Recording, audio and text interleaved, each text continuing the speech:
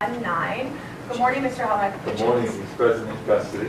Thank you. And Mr. Zarni Simmons is here on behalf of the state along with Mr. Quagg. This is time set for preliminary hearing. I have received an amended criminal complaint that was filed here today in open court. Mr. Helmick, did you receive a copy of the criminal complaint? I have not. The amended, excuse me. I have not. Okay, we'll make sure. Do we need to make a copy? Oh, I have a paper copy. And you have one for Mr. Johns.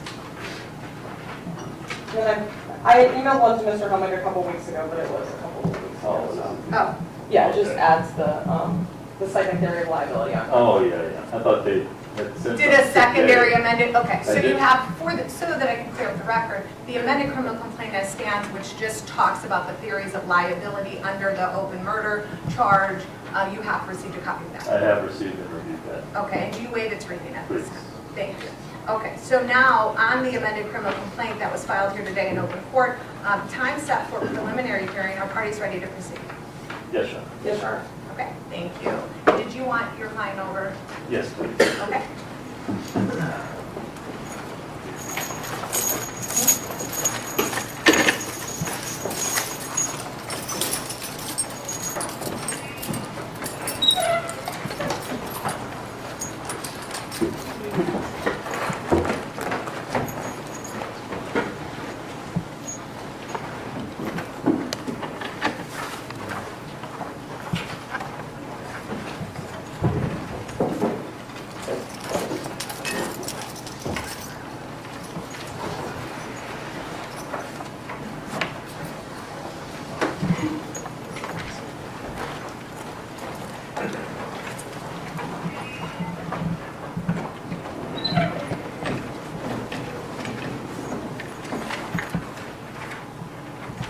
All right, parties are prepared to go forward. Time set for preliminary hearing. Ms. Zarni Simmons, I'll first turn to you. Thank you, Your Honor. Just preliminarily, the state has 13 proposed exhibits, 1 through 13. Mr. Helmick has reviewed them, and I believe that they are all going to be admitted pursuant to stipulation. Mr. Helmick, Yes, sir. That's correct for preliminary hearing purposes.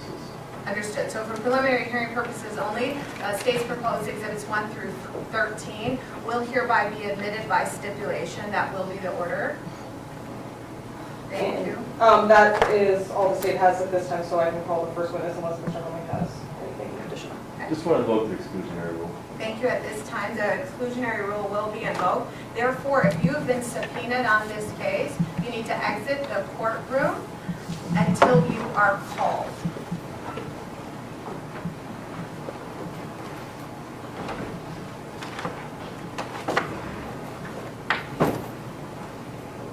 Thank you. All of the subpoenaed witnesses have exited the courtroom for the record. Ms. Zarni Simmons, you may call your first witness. State's first witness is going to be Officer Luke Doty. Thank you. Luke Doty.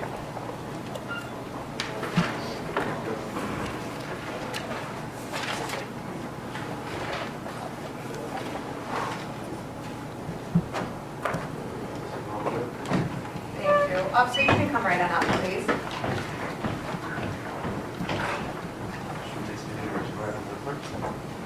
Do you swear the testimony you're about to offer shall be the truth, the whole truth, and nothing but the truth, so help you God? Thank you. And for the record, can I have you state and spell your first and last name, please? Luke Doty, Doty. Thank you. You can have a seat. Thank you. Ms. Zarni Simmons, your witness. Thank you. So what do you do for a living? Say again? What do you do for a living? I'm employed by the LVMPD. And in what capacity are you employed by LVMPD? I currently work patrol in the straight line residence section. Okay. And how long have you worked for Metro? I was hired in 2006. So almost 20 years, is that fair to say? It's close, yes. Okay. Were you working in that capacity on November 14th, 2025 at around 7:30 a.m.? Yes. What were you doing around that time?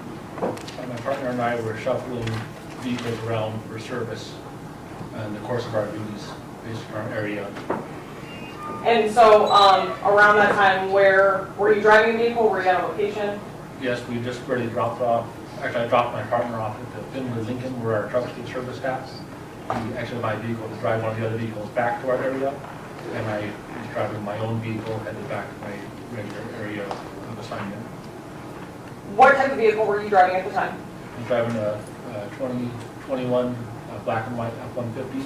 So that's a marked Metro Patrol car, is that right? Yes. And you said that you were driving back from Findlay, Lincoln. Is that here in Henderson, Clark County, Nevada? Yes. Can you tell us the route that you were driving? So I was debating on how to get back to my area. Ultimately, as the way it turned out was I took Gibson to 215. I was going to take 215 up to Pecos, which is St. Rose, and take that up to the boulevard to then go south. And when you say the 215, are you referring to the 215 eastbound or westbound? Westbound. So you entered the 215 westbound at the Gibson on-ramp, is that right? That's correct. Okay. What, if anything, did you notice at that time? Traffic was backed up. I knew it was going to be backed up because when I was headed to the dealership, it was westbound was backed up. That's why I was trying to consider what routes I would take back to my area. So as I was going on the on-ramp, I wasn't surprised to see the traffic was still backed up, but I was hoping it would be moving and just keep the story going. So I was going up the on-ramp. I noticed that there appeared to be what I would gauge as a relatively minor traffic collision in the right lanes of the highway. Okay. Approximately where on the 215 did you see this collision? It was several hundred yards west of where the on-ramp starts to meet up with the travel lanes. Okay. Was that, I guess, east of the Stephanie exit? Yeah, between west of Gibson and east of Stephanie. Okay. So you noticed this, what appears to be a relatively minor traffic accident. What did you do next? Well, what I did is I ended up deciding to stop and see what was going on and take whatever police action would be necessary that presented itself. Okay. Is this particular area of the 215 within Metro jurisdiction? Yes. Okay. When traffic accidents happen on the highway, is that generally something that Metro responds to?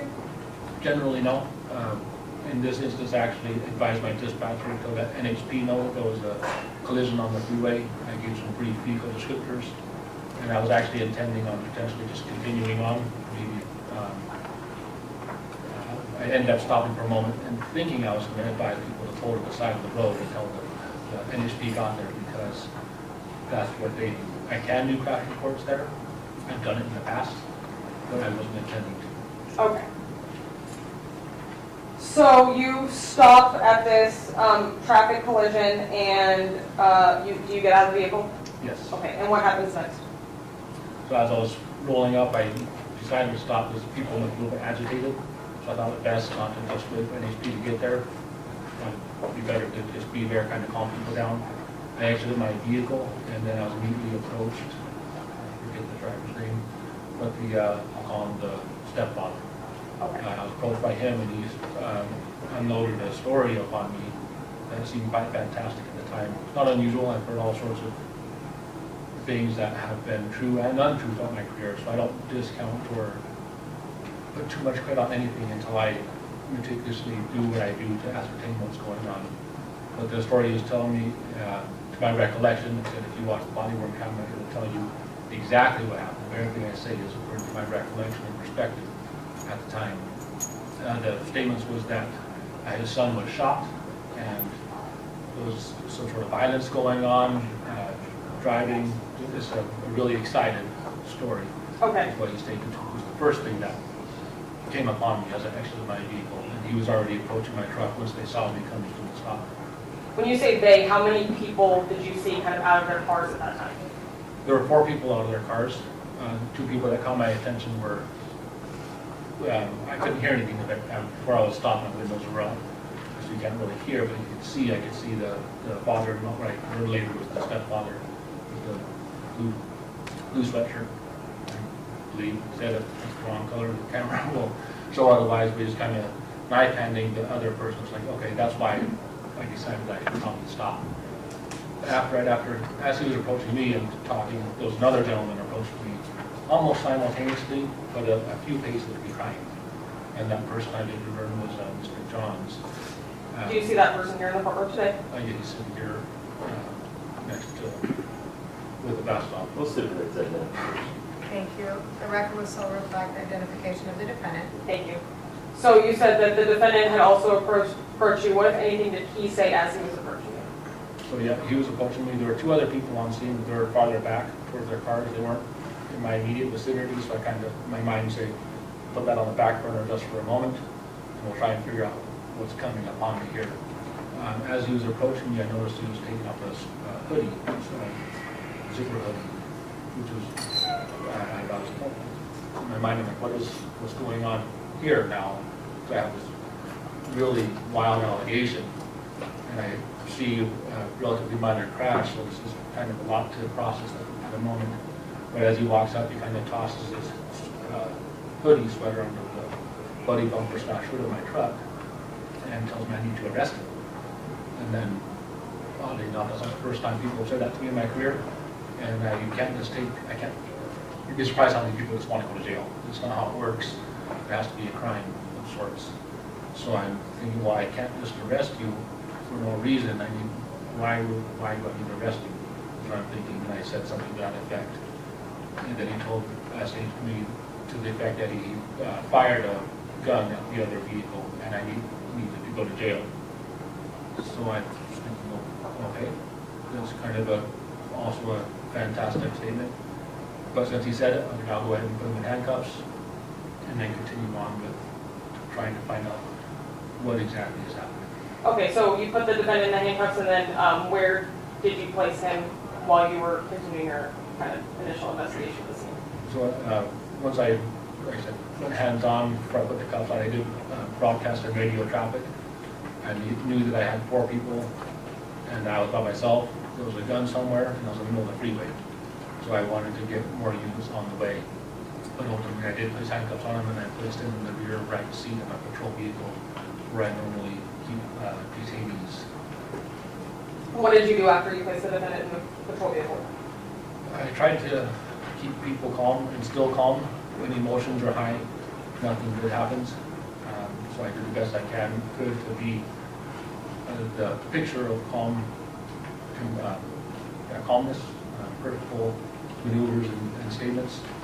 The next major concern for me was the stepfather. He kept wanting to go over to where the vehicle was, and I didn't know where. I know I suspect strongly there's a firearm somewhere, and I don't know who has it. So I was trying to communicate to him to come away from that vehicle and come over towards me more, so I can, let's just say it that way. If I recall correctly, he then laid down kind of on the ground, obviously very excited and distraught. And before he came back to me, he had opened the rear left door of his vehicle, and he was shouting something to the effect of, "Come look, come see." I can't remember the exact words, but what I was understanding and perceiving from me was that there was one need to see a shot person, potentially. So once he got away from the car, he decided to then, and the other 2 people that turns out they were later on as witnesses, they weren't any threat to me or anybody else. They were kind of just standing their ground. So I cautiously went up there to peek inside the car.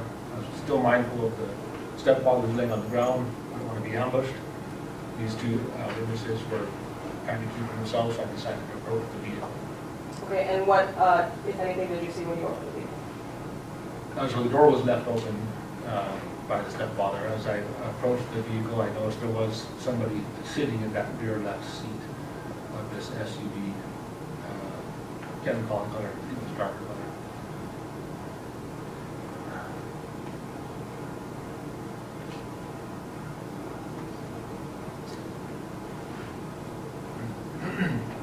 I haven't been emotional at all about anything yet. I try not to think about things too much, stay professional. So my job is to be professional, not think about stuff when you're doing your job. But there's a different, I guess. So anyway, so as I approached, there was a smaller person in the seat, and I could just see I think they were in jeans, but they were seated there. So I was like, oh, I need to see what I can do. I'm not a medic of any sort, so I know some basic first aid. I can pack a wound, I can put on a tourniquet. So I walked up to there and saw that there was somebody leaning over the side. I could see blood in the car. And a little bit of other stuff. I guess we can go into detail on that. But then I walked up there, I was like, hey, I didn't say anything, I was thinking, what's going on? Hey, so I couldn't see anything, I was like, well, there's blood, was there injuries? So I got the person by their shoulders, kind of stabbed him out to see what the injury was. And then I saw immediately that there was nothing that, for sure nothing I could do, and I strongly suspect there's nothing anybody could do because there was a gunshot wound in the head. And I've never seen anybody survive that. So just based off of the condition of the person in the car and all the other things you could see in the car, you believe that there was no life-saving measures that could be done at that point? Is that correct? I did request medical to respond. Procedure, if anybody could render aid to that level, would be them. And then I proceeded to go about trying to preserve the scene as best I could, because even though it's in Clark County, it would be a Henderson call, and I know how the investigators work, we try to preserve stuff as best we can. Sure. And so when you say a Henderson call, do you mean that it would be within the Henderson Police Department's jurisdiction? Yes. Okay. What immediately, in the very beginning, I wasn't 100% sure if NHP was going to handle the investigation or Henderson. I kind of suspected Henderson would, because that's more of they're more equipped for that. So I was just from then on trying to preserve the scene, figure out where key things were, and just maintain everything until all the personnel could properly investigate and respond. Were you ultimately able to ascertain where the firearm was? Yes. So in all this, I still needed to find out where a firearm was because it's a threat to the public. I needed to know if it was on the freeway somewhere so that it could be retrieved and nobody could touch it and injure themselves or others. So that was a concern for public safety where this was. Ultimately, the firearm was located in the vehicle. I had asked Mr. Johns where the firearm was because he said earlier that he had fired at somebody. So I said, hey, where is this firearm at this point? And the reason why I asked that, like I said, is for public safety. And he told us that it was in the car. My partner, who came, the one that picked up the other truck at the end, he wasn't too far away, so he had got there pretty quick. And he had looked into the car and saw it in the vehicle on the floorboard, I believe. Okay. And that should be detailed in the report somewhere. Your Honor, if I can approach the witness with State's Exhibits 3, 4, 5, 6, 10, and 11. You may.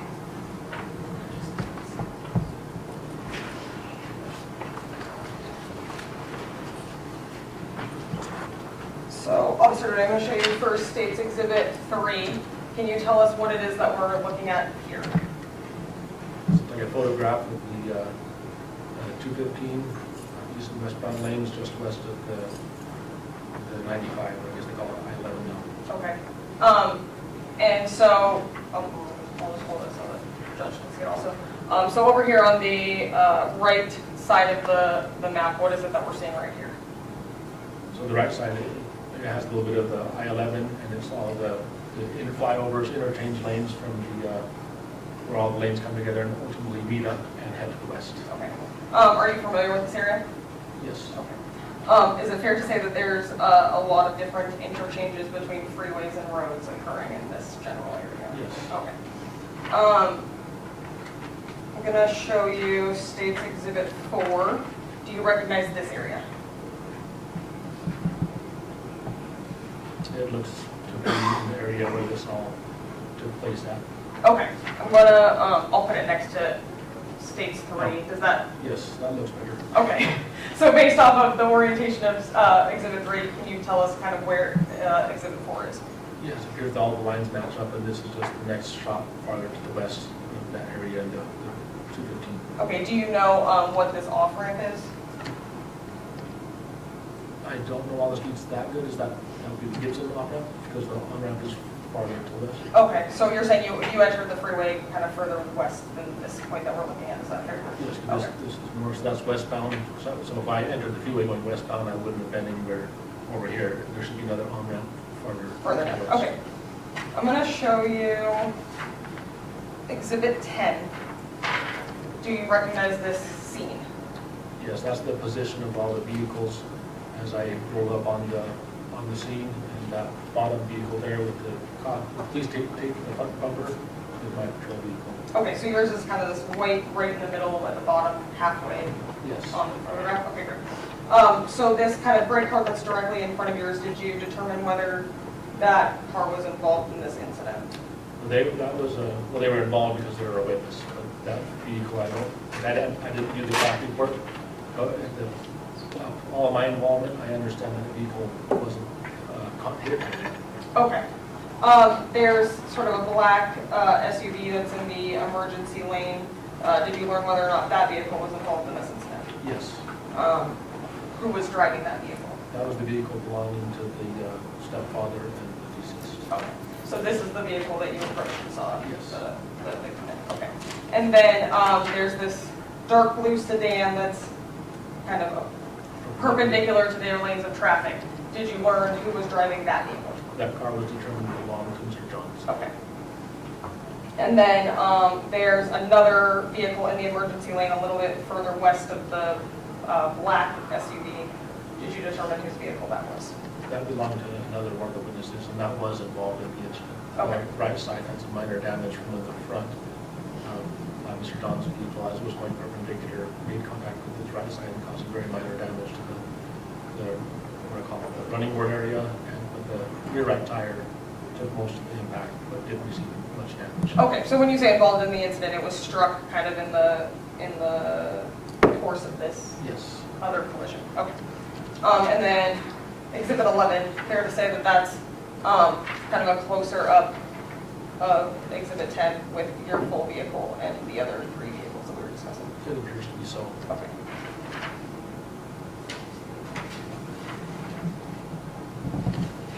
I'll pass it. Thank you. Mr. Helmut, cross-examination.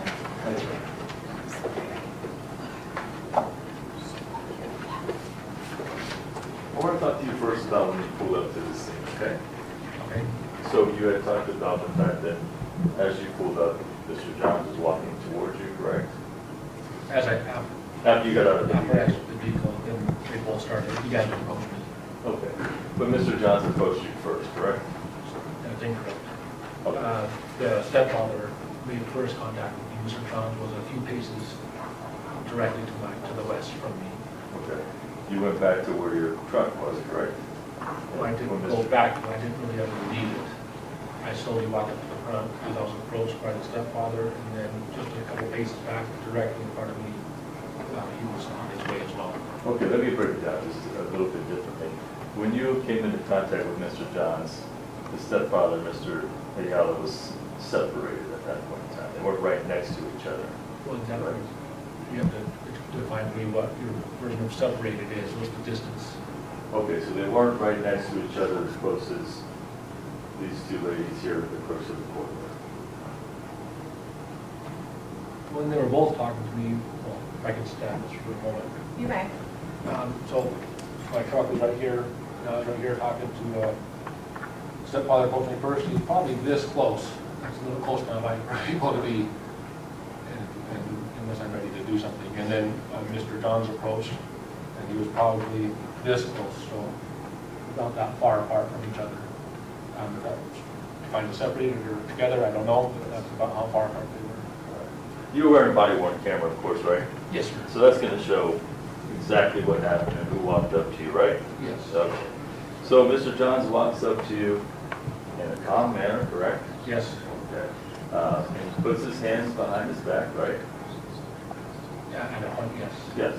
And he says, it was an accident. I didn't know there was a kid in the back of the truck. Didn't he say that? That's entirely possible. I said we have to watch the camera to get exact verbiage, Sure.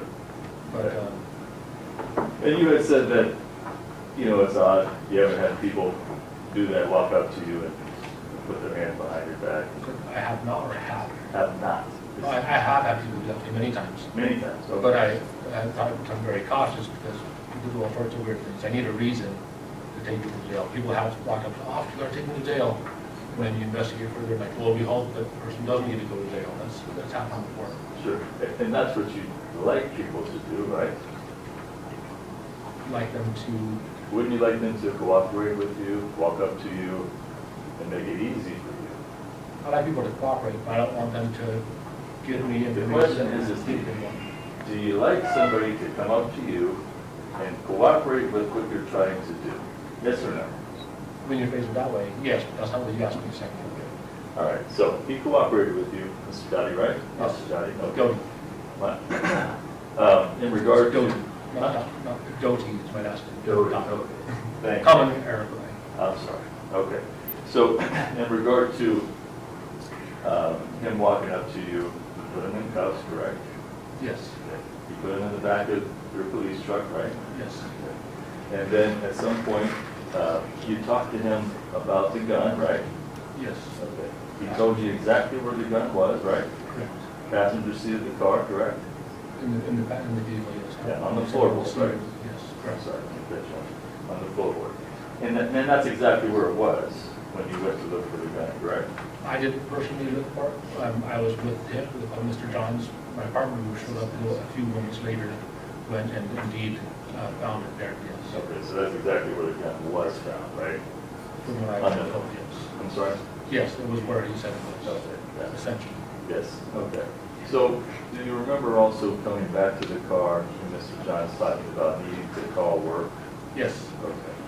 And at no point in time was he acting aggressive or putting you in a situation of fear, right? no, he was always, like you said, very cooperative Okay. and easy to work with.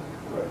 And that's what you want, as we talked about, right? Right, and that's, in fact, that's one of the main reasons why I allowed him to even text his boss. And partly in behalf of the boss, if I was to own a business and my employee was going to be there, I would really like to know so I can get somebody else there. Sure. But because he was very cooperative, the scene was stale, he wasn't a threat, then I made accommodations for him to send a brief text saying, hey, I won't be at work, whatever the text was. Right. And the accommodations were, you in fact, took off his cuffs, right? Yes, it was not a physical threat to anybody. It was, the situation was calmed and under control. Right, exactly. And then you allowed him or you to make contact with his boss and let him know what's going on, right? Yes. Okay.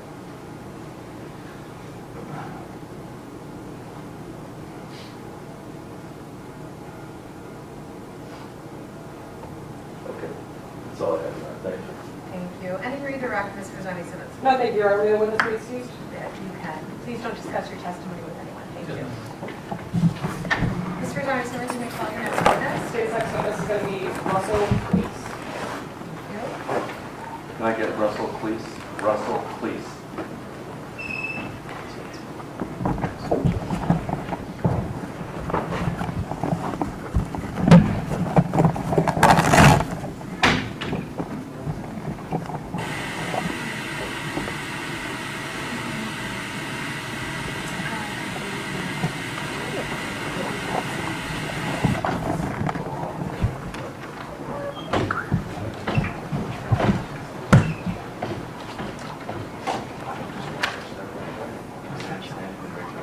Do you swear the testimony you're about to offer shall be the truth, the whole truth, and nothing but the truth, so help you God? Yes. Thank you. And for the record, you may have me state and spell your first and last name, please. Yes, Russell Plex, RUSSELLKLIS. You can be stated. Thank you. Ms. Rosani Simmons, your witness. Thank you. Mr. Wise, I want to direct your attention to November 14th, 2025 at around 7:30 in the morning, okay? Right. What were you doing at that time? I was coming from just dropping off my daughter to school. Okay, and so where were you driving? I was driving home. Okay, I guess let me ask this a different way. What kind of area of town or roads were you on your way home? Yeah, so I was just leaving Henderson, so just getting onto the 215 westbound. Okay, and where did you get onto the 215 westbound? Coming from the 95 south. Yeah. Is the 95 also known as the I-11? I-11. Okay, so you were heading southbound on I-11 and you had come onto the 215 westbound? Correct. Okay. Can you kind of describe what the traffic conditions were like at that time? It's usually pretty congested. Coming onto the on-ramp, it was fairly clear up until I got onto the 215 westbound. Okay, and so when you're saying the on-ramp, is that kind of the flyover interchange Yes. ramp? Okay. And you said that it was pretty clear until you kind of got off of the ramp and into the the merge lanes, is that right? Correct. How many lanes are there? On that on-ramp, it was 2. Okay. Does there come a point in time where they kind of merge with the lane that is Lake Mead that turns into the 215? Yes. Okay. And then does there come a time where you have to merge over onto the rest of the 215 westbound? Yes. Okay. You drive this route pretty often? Yes. Okay. So when you entered onto the 215 off of the ramp, what lane were you in? The farthest right. Okay. So that would be closest to the off-ramp side, is that fair to say? Correct. Okay. And you said there were 2 lanes. Yes. Why were you driving in that far right lane? The traffic was flowing a little bit better on that side. Okay.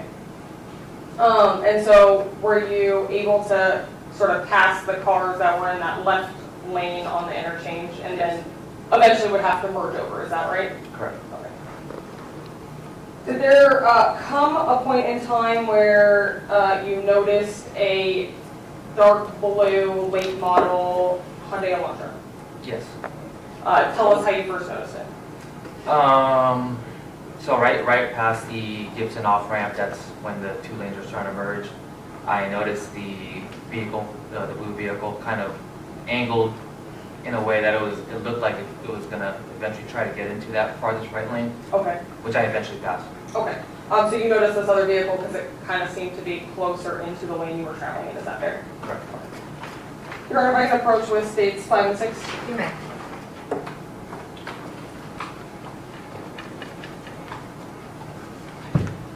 Mr. Wise, I'm going to show you States Exhibit 5. Is this that sort of lane merge area that we were just discussing? Yes. Okay. So, let's see, there's this kind of gray Honda that's here. Is that the lane that you were traveling in at the time? The lane to the right of it. To the right of it? Yeah. Okay. So there are 3 lanes right here. No, I'm sorry. Is it okay if I? You may. There for the sake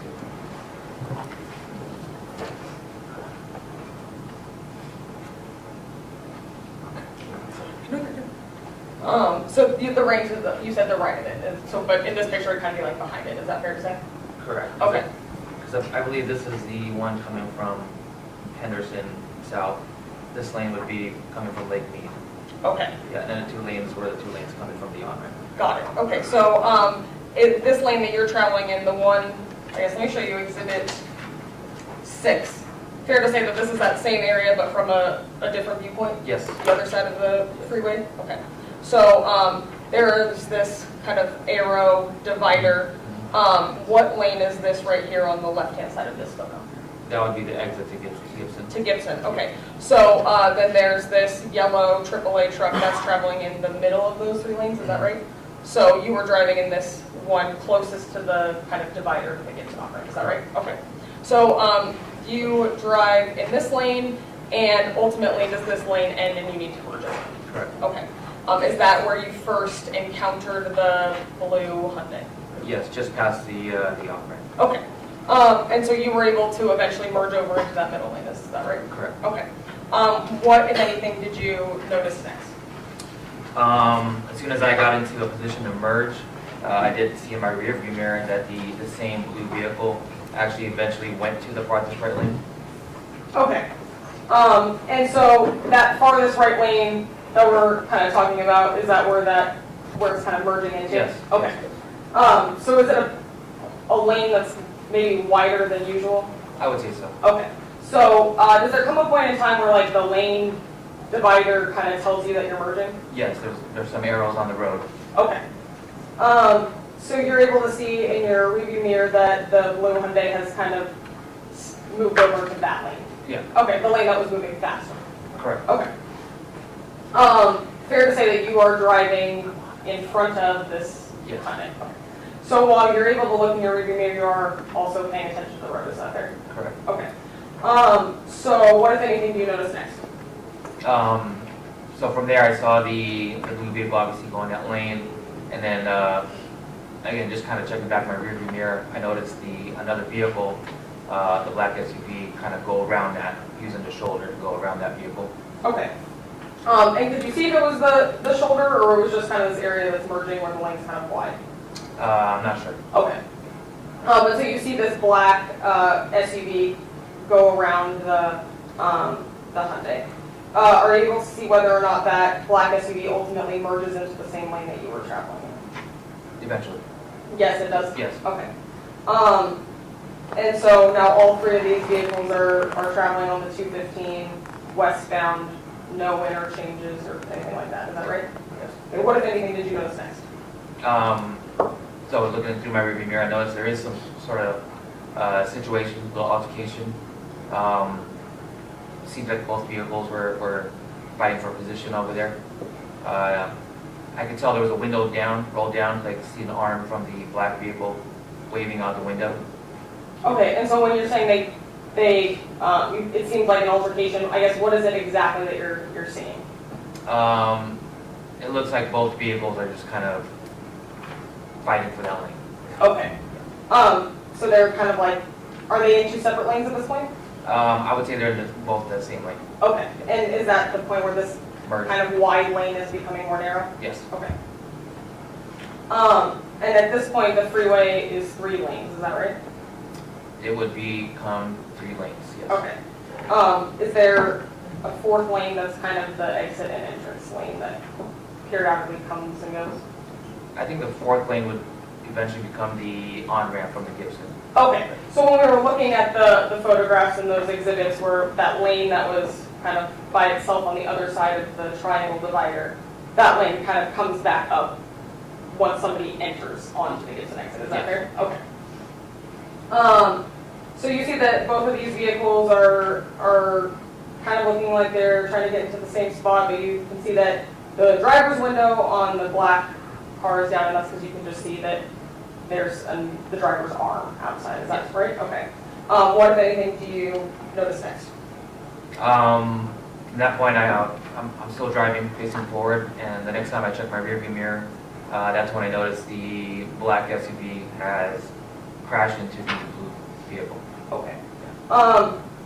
And so do you see this crash happen, or you kind of notice it after it has struck?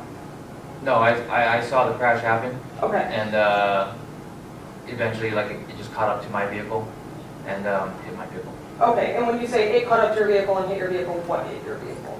The blue sedan. Okay. Do you recall what lanes the cars were in at the point that this crash occurred? I'm not sure. Okay. So now the blue vehicle has struck your vehicle. What kind of car are you driving? I drive a Lexus SUV. Okay. And did there come a point where you moved your vehicle out of the travel lane onto the side into the shoulder emergency Yes. lane? Okay. So, but when the blue car ultimately hits your car, what do you do? After the blue car struck my car, eventually I got out of my vehicle, approached the driver of the blue car first. Just kind of had a conversation with him, kind of said, hey, what the hell? And then, do I just proceed going? Yeah. Sure. So that conversation just got interrupted by the driver from the black vehicle, who was, you can tell, highly angry at that moment. And then we had another witness that kind of was helping both of us kind of calm that individual down. And just trying to, I feel like moments, the police officer kind of showed up pretty quick in Okay. that moment. And was that a Metro officer driving a F-150? Yes. Okay. So you say that the officer showed up relatively quickly and that kind of Yes. alleviated your role in the situation, Yes. is that right? Okay. I'll pass the list. Thank you. Mr. Hellman, cross. Thank you. Russell, I want to go back to when she was talking about getting into the lane that was moving quicker, okay? That was the lane that you were trying to get into, right? I was already in that lane. Okay. Now, the traffic in the other lanes to the left of you on the 215 West, those were all pretty congested, right? Yes. Okay, so other people, in addition to you, wanted to get into the lane that was actually moving, right? Sure. Okay. And obviously, Mr. Johns was one of those, the Hyundai, right? I'm not sure. Okay. But he was in that lane that you were in, where the traffic was flowing, correct? Yes. Okay. And in regard to this particular lane, were there actual lines to mark individual lanes, or was it a bigger lane, like a straight merging lane? Can you repeat that? Yeah.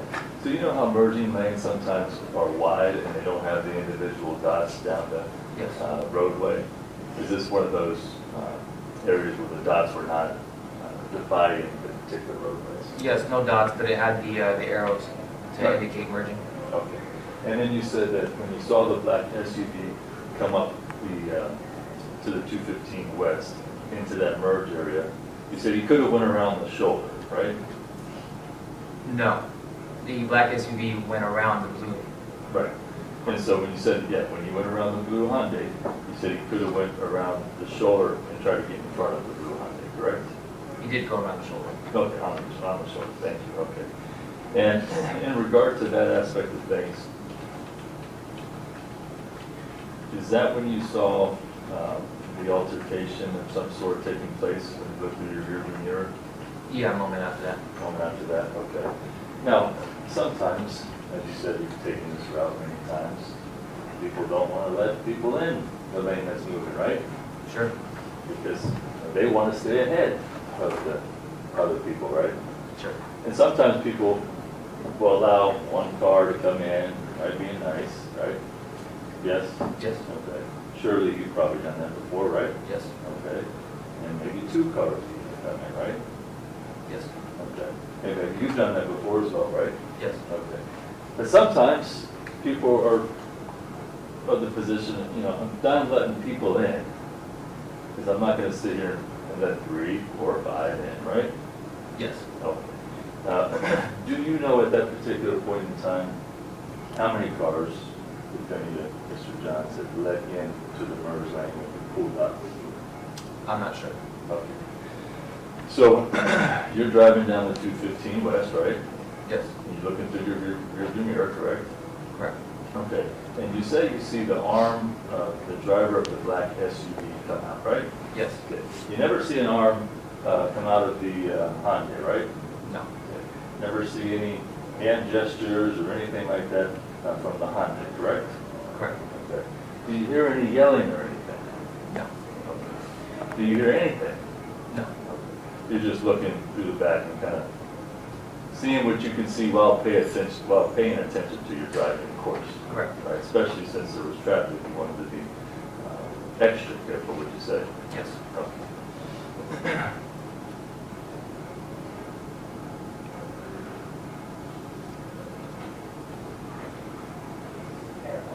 Now, in regard to I want to talk about the driving behavior of the black SUV, okay? Prior to you seeing, you saw the ram of the black SUV into the Hyundai? Yes. Okay. Prior to that, though, you did not see every aspect of what the black SUV was doing as far as the driving characteristics with the Hyundai, correct? I did not. And now you are aware that a shot was fired, right? At that moment? No, now, today. you are. Today, yes. At that moment, you were not, right? No. Okay. And so you don't know then, as we stand here today, why the shot was fired, correct? Correct. Okay. And as you said, you don't know the driving pattern of the black SUV that took place before the shot was fired. Would you agree with that? Yes. Okay.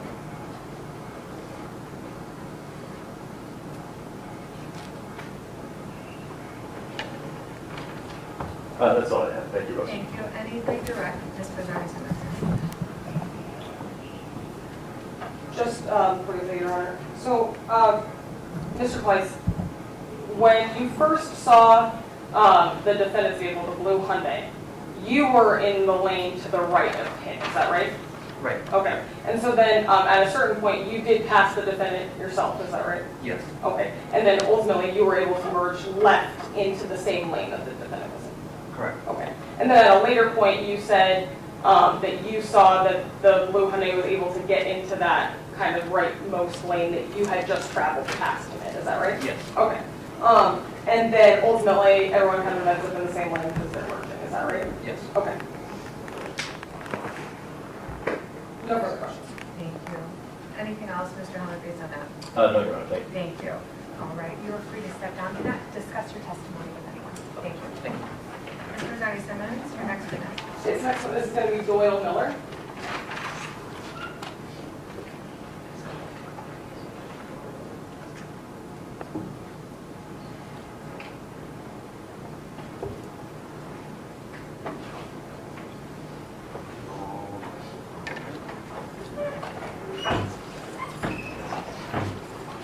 Watch your step in. Remain standing, raise your right hand. Please. Do you swear the testimony you're about to offer shall be the truth, the whole truth, and nothing but the truth, so help you God? Yes. Thank you, and for the record, can you state and spell your first and last name, please? Doyle Miller, Doyle,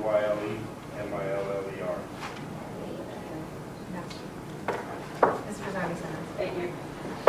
Mr. Miller, I'd like to direct your attention to November 14th, 2025 at around 7:30 in the morning, okay? Okay. What were you doing at that time?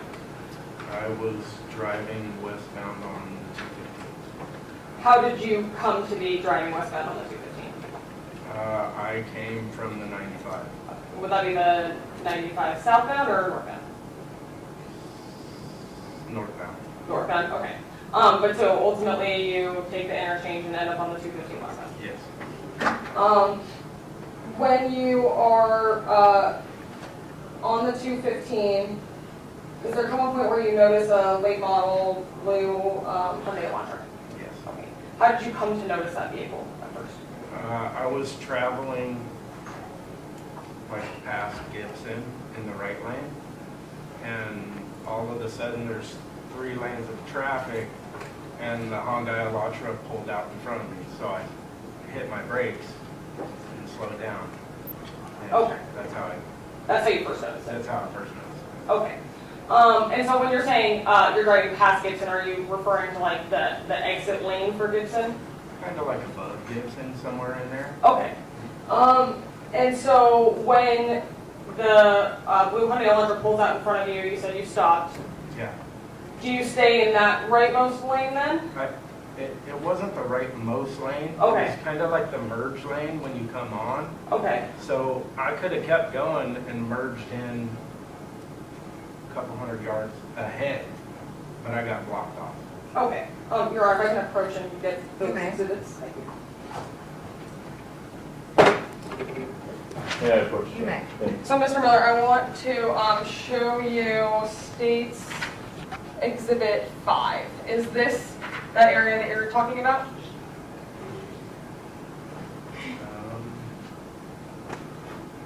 Where was that?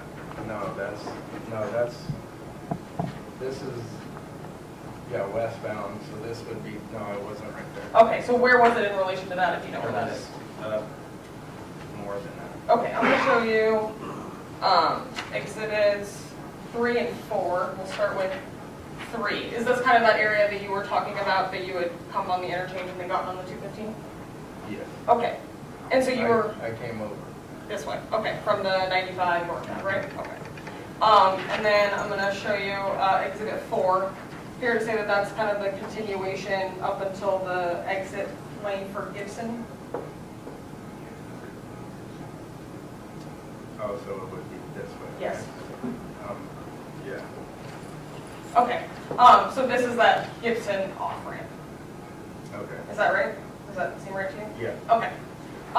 When you, I guess it should be this way. Yeah, that's what I was There, like. yes, I see. Split.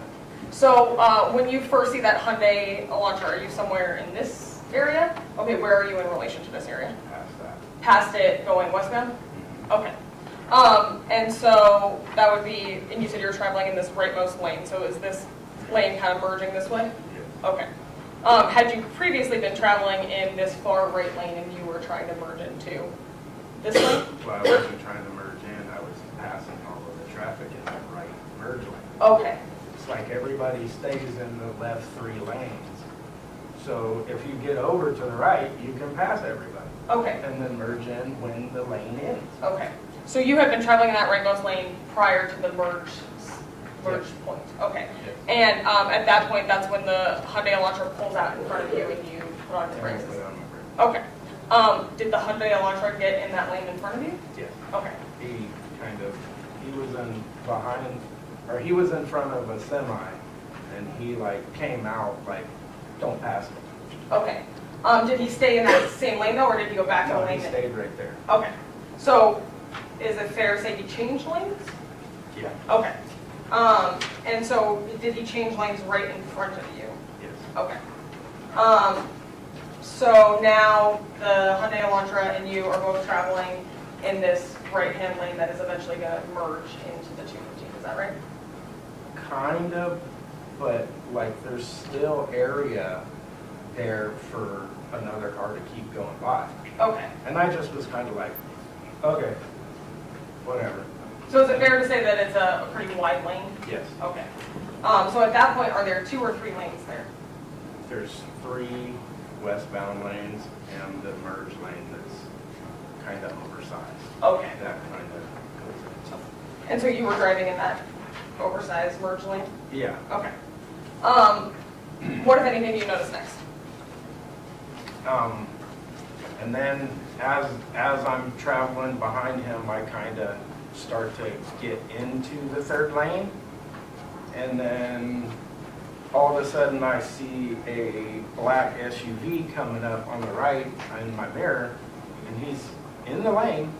He's coming up, and then the Hyundai Elantra like jerks at him, like what are you doing? Like almost tries to hit him, and the black SUV swerves, and then windows come down, and and by this point I can get into the middle lane. So I go left into the middle lane. And then as I'm going by, their confrontation kind of, I guess, stopped. I don't know. The black SUV went ahead probably 2, 3, 4 cars. I wasn't watching him. And as I'm traveling, but he went past me and then merged in. And then I just kept traveling in the middle lane and past the black SUV, and then all of a sudden I heard pop, and I looked at my wife and I said, that was a gunshot, and then I heard a crash. And then I was like, oh, Doyle's going to the left. And I got into the left lane, and she's like, you gotta stop. And I'm like, no I don't, I'm not running towards gunfire, you got a hole in you? And she says, no, and I said, neither do I. And that was it. Did there come a time where you encountered a Nevada Highway Patrol vehicle on the side of the road? So right after she said that, she says, she says, I gotta call 911. And then she says, there's an officer right there, pull over. So I go back over 3 lanes and stop in front of the 2 semis that had an accident right there. My wife jumps out and tells him, and then he calls it in, and then takes her statement, and then that was that. Okay. So I want to go back to when you first see the black SUV coming down the lane. So at that point, you're in the lane to the right of the black SUV, is that right? No, the black. Or sorry, the left. Yes. Okay. And that's because you had moved over from that lane that the Hyundai. Yeah, I kind of slowly merged in front of the semi into the 3rd lane. Okay, but that kind of merge lane is still exists and people are still merging. Oh yeah, Okay. it still goes another 100 and some yards, 200 yards. Okay. And the vehicles in that lane are traveling at a faster pace than the lane you're in, is Yeah, that right? after I got blocked off and I slowed down behind the Hyundai, I just kind of was like, okay, I'll just merge in. You know what I mean? I'm gonna have to merge up a little ways anyway, and this guy don't want me to pass him, so whatever. And I just kind of was inching, we was going really slow, and then I seen out of the corner of my eye the black SUV coming. And by this point, I was slowly going this way, and he was just in front, kind of out there in that 4th, lane. When you say he was out there in the lane, I'm sorry, are you talking about the Hyundai or The Hyundai was Okay. still staying right there, like kind of blocking. In the lane that he had pulled in In the front of merge you lane, in? Okay. And so the black SUV kind of comes down and you see the Hyundai Swerve at him. swerve towards the And I was black. like, whoa, he's gonna hit him. and then the black SUV swerved too, and then window came down and, you know, brakes, and I couldn't hear anything they were saying, you know, I just assumed, you know, F you and this and that, you know, but I couldn't hear them, so, you know, and then I immediately got over to the left, because I was looking left, like, nah, I'm getting out of here. And so at that point, you're behind both of these vehicles, so you're watching this happen directly in front of you? And slightly to the right, I should say? Yeah, to the right. Okay. Well, I was kind of watching getting over, and they were doing their little yell at each other, hand out the window, you know? Okay. I seen the hand out the window, like giving them the bird, and, yeah. So, if I understand this correctly, you watched the black car kind of swerve to avoid the blue Avoid car the- striking it? Avoid the Honda hitting the side of it. Okay. And then, do you notice whether or not the black SUV is then able to merge onto the 215? Well, the black SUV went up to like where the end of it is, probably 2, 3, 4 cars up, and merged in. Okay. Like kind of left, you know, and the Honda was still back here. And that was before you can kind of merge Yeah, over? and he kind of went in front of me. Well, he kind of went in the spot of where I left the opening, because I went into the middle lane. Okay. So you moved to the left, the blue Hyundai moved to the left, and the black SUV was The able to... SUV went up and then merged in. Okay. And then what, if anything, did you notice next? As I passed the black SUV, I kind of looked at him, and he was just looking in his mirror, like looking back. And then I looked at my wife and I go, what the hell? It's not that big of a deal. What's he gonna do, shoot somebody? And I said those words to my wife, you know. And then I passed him, and then I heard a gunshot. And initially, I ain't gonna lie, I assumed he shot. Okay. But And when you say he, you're talking about the driver of the black SUV, is that right? Okay. Yeah. Just because I didn't know anything that happened behind me. Sure. Yeah.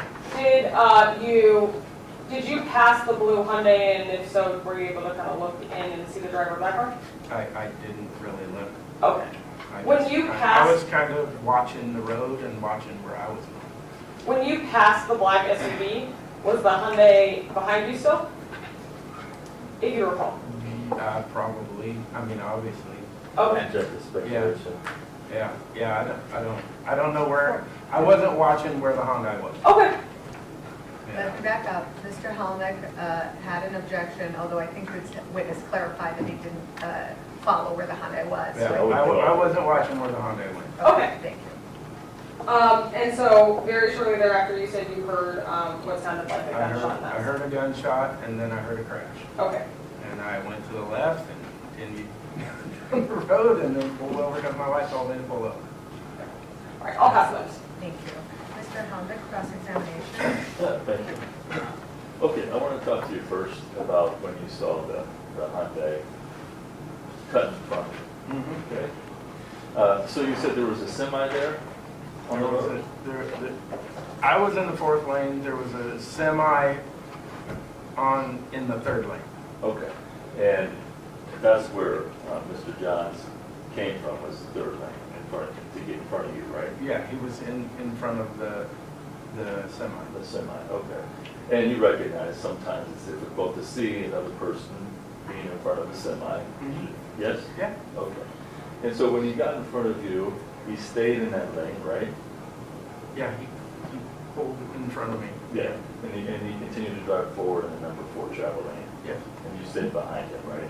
Yeah. Okay. Now, he didn't speed into your No, he lane, right? didn't even accelerate. He just came out. Okay.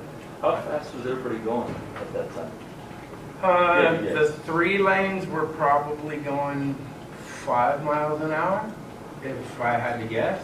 And I was probably going 15. Okay. So that was kind of the flow of the traffic in the number 4 lane? About 15 The miles. number 4 lane, nobody was in, except for me. And then, obviously. And then, Mr. Johns, right? yeah, when he came in front of me, yes. So let me ask you then, which lane was flowing faster than the other lanes? Was it number 4?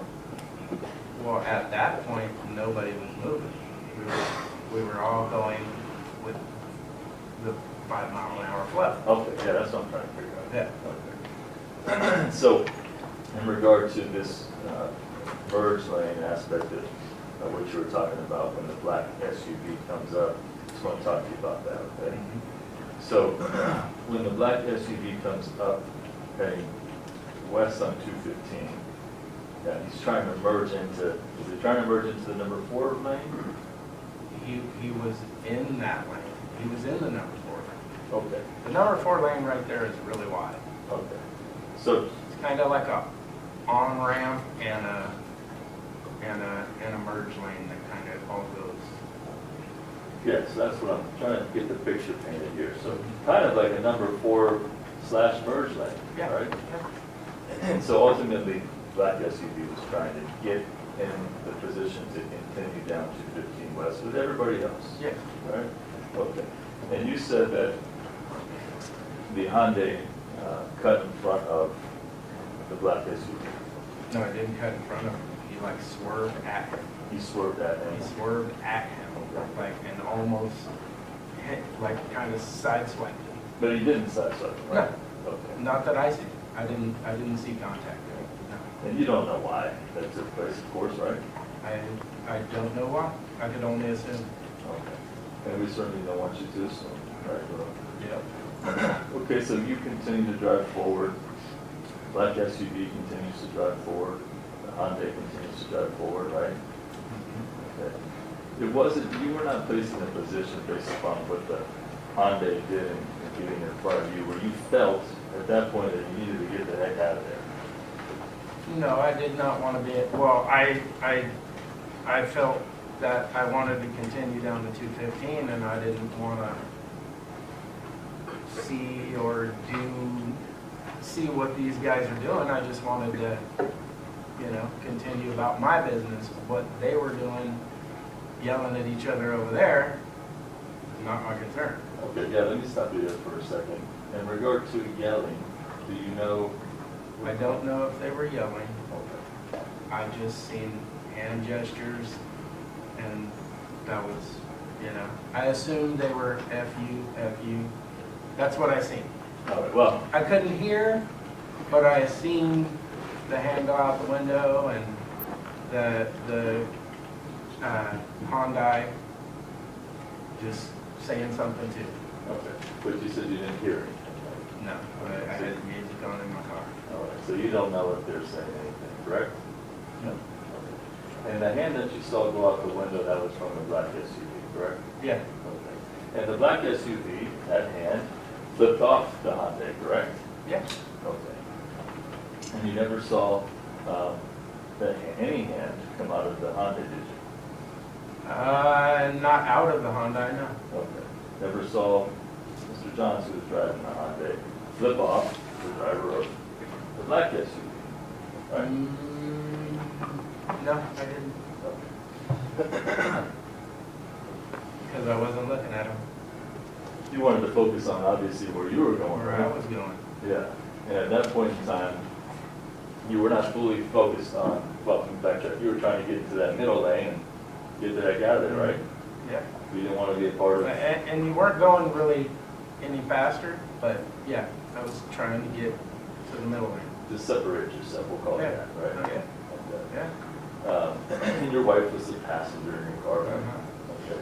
So she's probably looking at all this stuff, maybe better than you because you're driving, would you say? Yeah, probably. Okay. You and your wife have talked about this incident, surely, after it happened. After it happened. After the incident happened, surely you and your wife have Yeah. discussed Yeah.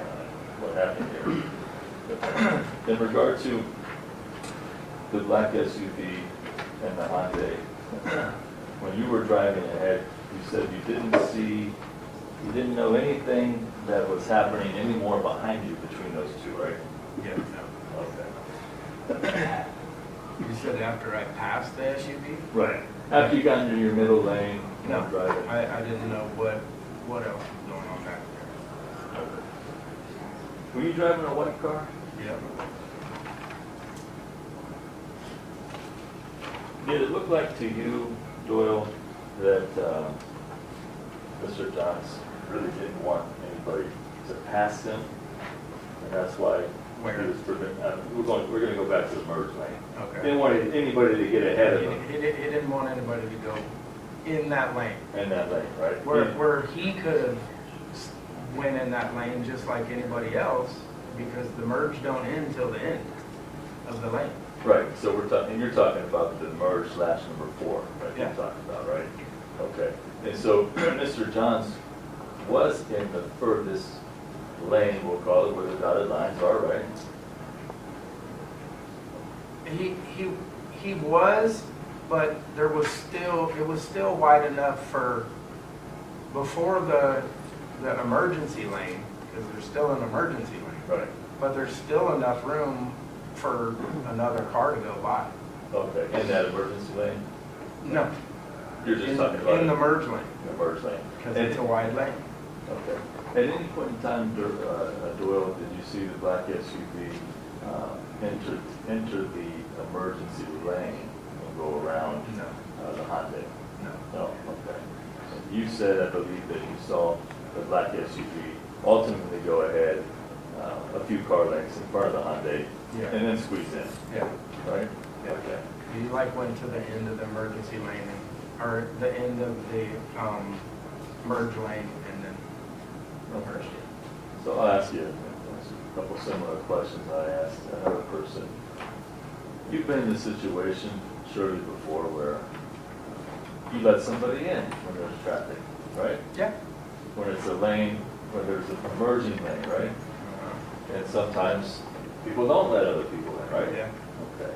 And maybe somebody lets in a couple people, right? Yeah. So at that particular point in time, you don't know if Mr. Johns has let anybody in the lane because you weren't focused on him the entire time, correct? Okay. Prior to the black SUV entering that particular area, right? Yeah, no, I don't know what, Okay. Now, when you were driving by, I want to talk to you about when you were driving by the black SUV, you saw the window down, okay? yeah. When you were driving by the black SUV, you saw the individual driving that black SUV look very angry. He, That was- he was like looking in his mirror, and I don't know, he looked like he just got in an argument with somebody, but yeah, I could have been angry. Right. Well, you remember talking to, you did talk to the police in this case, right? Not, a little bit at the scene, yeah, At the scene, yeah, so you talked to but them. I didn't do no report or anything like that. Sure. I'm just talking about you just talking to them, giving them, your kind of point of view of what happened, right? Yeah. Do you remember telling them that he looked really pissed off or angry? He did kind of look angry when he was looking in the mirror. And in fact, you said earlier that you thought this guy was going to be the, was the main aggressor, Yeah. so to speak here. Yeah. Okay. Now, ultimately, you hear a gunshot, right? Yes? Yes. Okay. Sorry, she just has to record everything. Yeah. That's Yeah. fine. But as you had mentioned, you were not focused on what was taking place, didn't see what was taking place between the drivers prior to that gunshot, right? So you have no Where idea. either one of them were. I just heard a gunshot and then heard a crash. Right, so no idea of the driving characteristics of the black SUV towards the Hyundai prior to Don't this. know what they did behind me. Okay, you got it.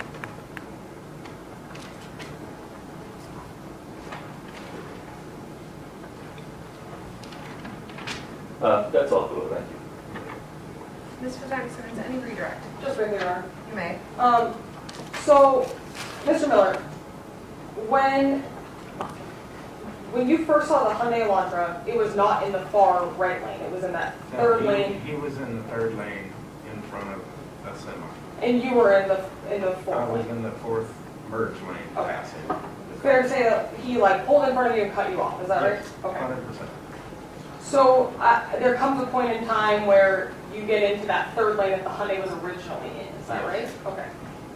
That third lane is not the merge lane, is that right? No, Okay. it's a trouble. So the lane that you started in, the number 4 lane, the one that the Hyundai moved into, It's a merge. that's the merge lane? Yes. Okay. So the Hyundai was not originally in a position to have to allow cars to merge, is that fair to say? Say that again? When you first saw the Hyundai, it wasn't in a position where it needed to allow cars to eventually merge into No. the same lane? No, because the lane don't end for another, I don't know, 100, 200 yards. Okay, Still a ways till the end of the merge lane, where you have to merge it. and so when you first then see that black SUV, they're also in this fourth lane, the merge lane, and it's wide. And then you see the Hyundai very abruptly and specifically turn towards the black SUV, is that right? Yes. At that point, there is no lane to the right of that to go into, is that fair to say? Kind of the emergency lane. The emergency There, lane, okay. there's an emergency lane over Okay. there. Yeah. But there wouldn't be, you wouldn't be able to travel if you moved into the lane to the right, is that fair to say? You could travel in the emergency lane. In the emergency lane, okay, Yeah. but it's all lane of travel. Yeah, Is that it's fair? not a lane of travel, Oh. but yeah, you could travel in it. And then when Mr. Hummel was asking you questions, you had said that the Hyundai had almost sideswiped the SUV, but didn't, is that right? You almost did. Is that because the black SUV swerved out of the way of things? If the black SUV wouldn't have swerved, they would have collided. Okay. No further questions. Thank you. Any further, Mr. Helmut? Please, just briefly. You may. So, going back to what the prosecutor was talking to you about when Mr. Johns came into your lane, I just want to ask you about that again. Again, when I was talking to you, you mentioned the semi, right? Yes? Yeah. Okay. And then so, as I had mentioned to you, you don't know if Mr. Johns saw you when he came into your lane, correct? I don't know what he saw. Right, okay. We had talked about the fact that probably a little harder to see when you have a semi behind you, right? Him? Yes. You have a right mirror. You can look in the mirror to see if anything's coming up. Sure. Semi's, what, 5 times, 6 times? I don't know how far the semi was behind him. I just know after he cut me off and I braked, Yeah. I seen the semi Okay. on my left. So he came from where the semi was, obviously. Yeah, he came out of his lane to block me off. He came out of his He lane. came out of his third lane to block me off in the fourth lane. Well, Doyle, I just asked you if you know why he came over into your lane. Now, you're saying that he came over. Okay, that's my opinion, Okay. that he abruptly jumped in front of me in my lane. He didn't speed up to travel up the fourth lane. He pulled out and stayed the speed he was going Okay. in front of me. Right. And I braked, and I was like, nah, whatever. And I stayed behind him. So you maybe thought that he saw you cut you off, basically. That's exactly what I thought, Okay, yeah. is he cut me off. What's that, sorry? I said, that's exactly what I thought, is he cut me off. Sure. Because that's what happened. It's two different things. That's what you thought happened, right? That's what you're No, thinking no. happened, correct? Well, in your words, that's what you thought happened. I thought he cut me off. I know he cut me off. Okay, but you don't know the reason why he got in front of you, correct? What we talked about already, correct? I don't know what he was doing. Okay. I just know he cut me off. And that's what I'm trying to ask you. Yeah, he cut me off. There you go. That's what I said before. Okay. So now the lane that Mr. Johns was in, the prosecutor had asked you whether people could still come off the merge lane and get into that number 4 travel lane, right? Say that again? So for example, let me just break it down. Anybody who was in that number 4/merge lane could let somebody get in front of them, right? Yeah. Or they may not let somebody get in front of them. Okay. This is a situation from which you saw that Mr. Johns did not allow the black SUV to get in front of him. Well, there was still lane, like he was just traveling within the lane. Right. My question was though, is he could have allowed Mr. Johns to come in and get in front of him, right? See, I He don't could- understand your question. Sure.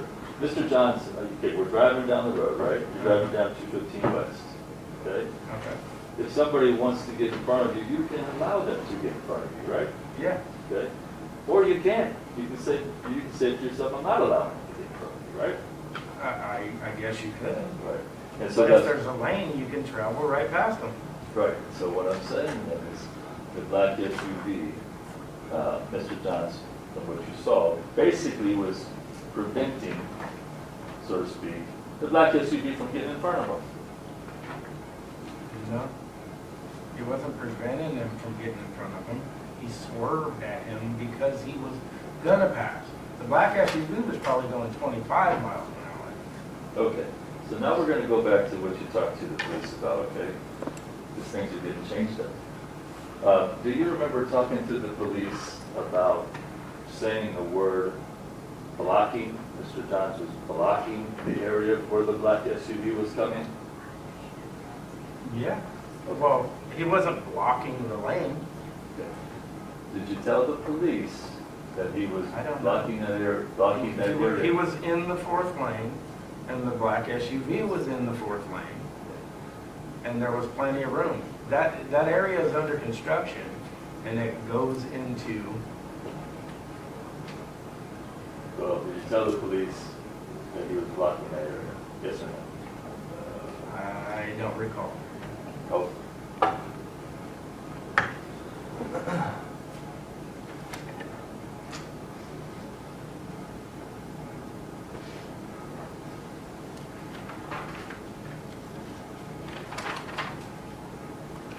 And Doyle, you said that people were going maybe 5 miles per hour, somewhere around that speed, right? Somewhere around there, yeah. Okay. Was there ever kind of stop and go type of situation? It was kind of speed up from 5 to 10, back and forth. It wasn't very long. Okay, just that kind of congested area right there. Yes. Yeah, very congested. And then going back to the last question is of course you don't know if Mr. Johns had seen the black SUV coming up in regard to the store. You don't know, right? I don't. All right, well then. Any further redirect, Ms. Kazari Simmons? No, Your Honor, we'll handle witness case. You may. Thank you, sir. You're welcome. Please do not discuss your testimony in any way. Okay, Thank you. thank you. Ms. Kazari Simmons? The state's next witness is going to be Valente Ayola. He will be assisted by Does anyone of my parties need a break before this witness, or it looks like we may need a brief recess. Give me one moment.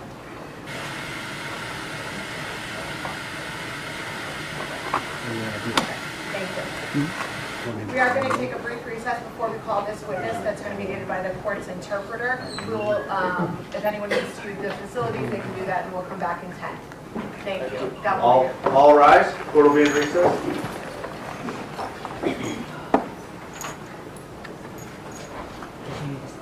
Please be seated.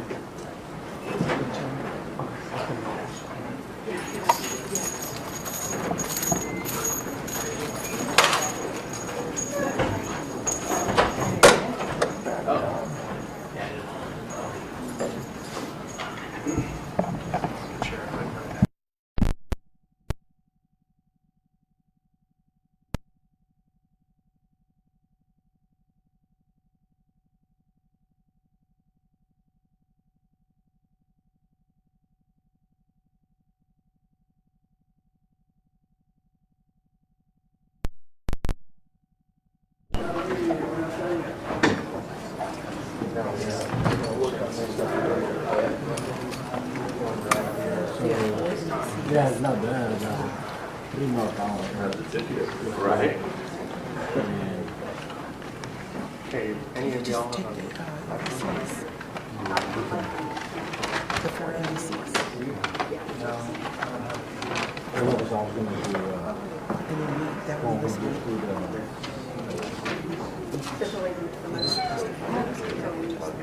Yeah, He's supposed to be. I mean, Let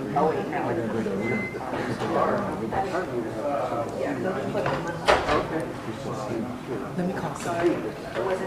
Yeah, she's the remand.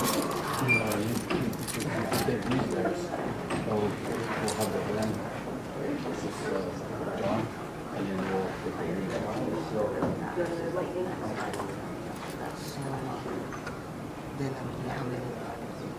It'll be 9, but most of them are NBC, so 1, 2, 3, 4, So 5 is 5 or 6 hours.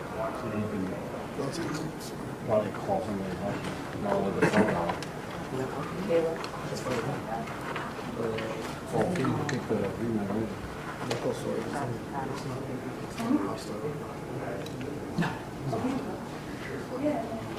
Right, you can go with it. Yeah. And remands are mailed. So he the officer and, Small side. yeah, everyone. so we'll have Also here.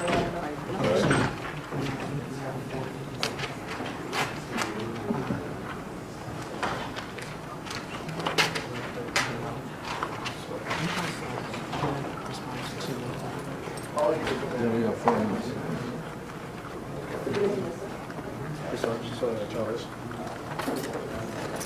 So, are you cool with me just bringing the 9 that are done, and then 2 staying with the prelim?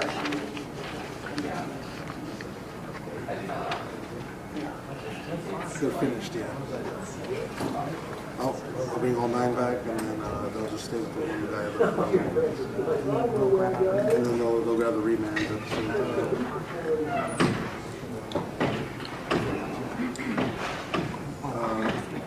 We don't know. I mean, they took a recess right now. I think we're about halfway done with the witnesses.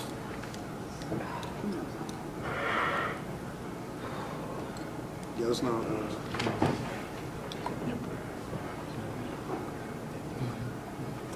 Okay. Okay, sounds good.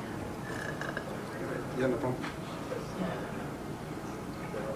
You said this for now, that if you think you can get to the remands, let them know, and then that way you can have someone else. If he could just send that non-court, they can have something.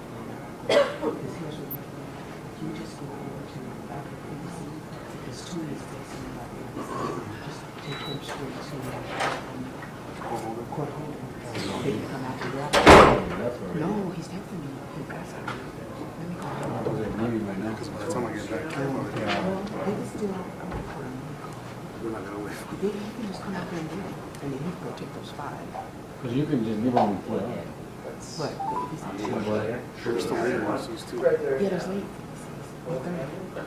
I don't know who was it. You know what I'm saying? You I can know people walk leave the that way. ACT out, I left the church. download the note. Okay, then take the court order. Yeah, and then once you're done, we're down down there. Yeah, we're good.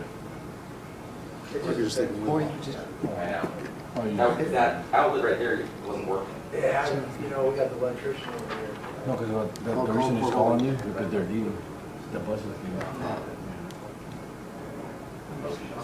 you're still out. Take the 9. Sure, that won't take it. So, call, or I'll swing by her, tell her get them ready. I can call him. Okay, I'm gonna help him load it up, Yeah. and I'll come back up. You know you have to come the back way. Yeah, I'm gonna leave it here. Okay. Or I'm gonna leave it right here in the locker. How are you gonna do this? He's for the cheap. Oh, You see what I'm saying? yeah. So I'll go, you know how to do this? Or you know how to do that? But you, because you have, You know how to do that? Not from up here. You know the jail way? The jail way, I can get back that way. So go to the jail, I'll meet you near your van. no, but he has to have the key for the elevator. No, yeah. Text me. So you have him go back down. So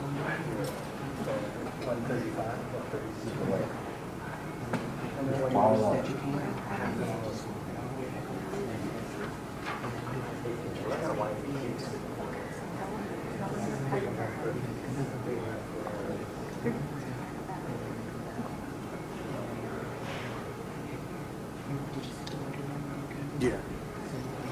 see the laundry, you make a left.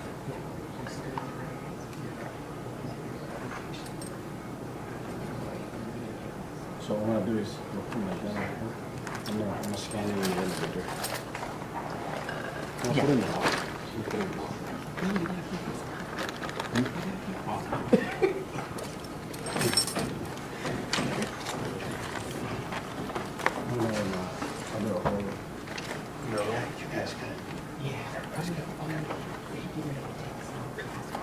Thank you.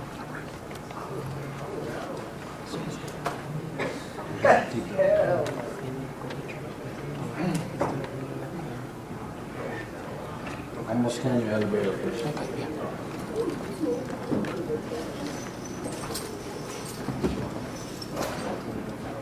There's 2 copies back there, there's 2 back there. So there should be 2 back.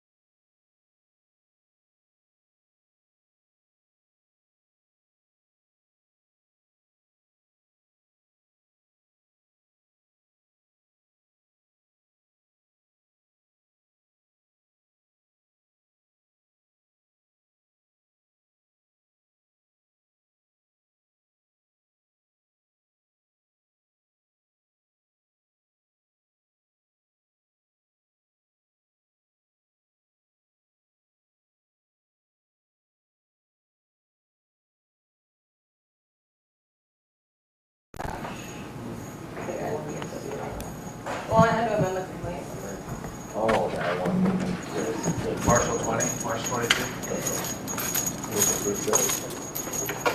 The first setting, amended, yes.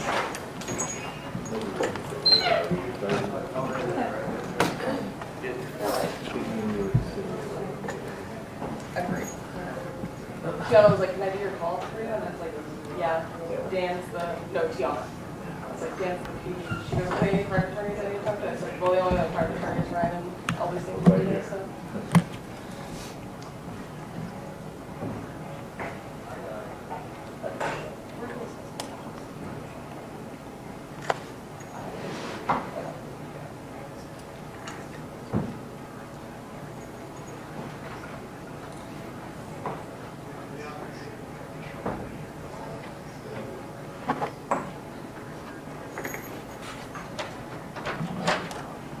All rise for the record session.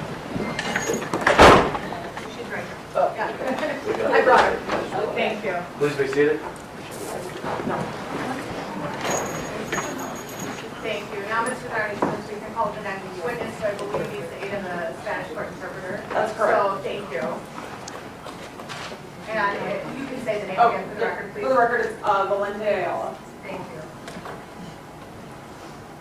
21, can you bring in Valente?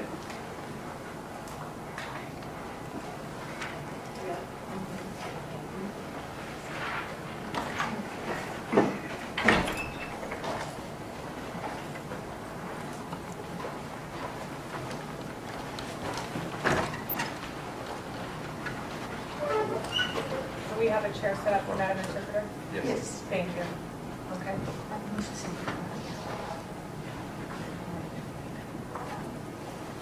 I have to raise your hand.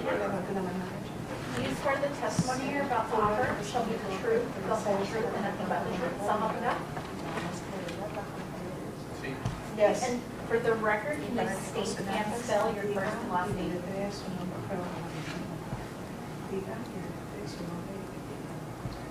Valente Samuel Ayala, V-A-L-E-N-T-E.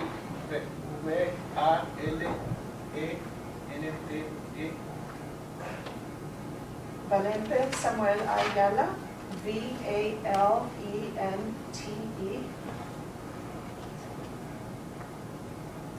And Ayala, go ahead and Ayala. spell. ¿Cómo se dice?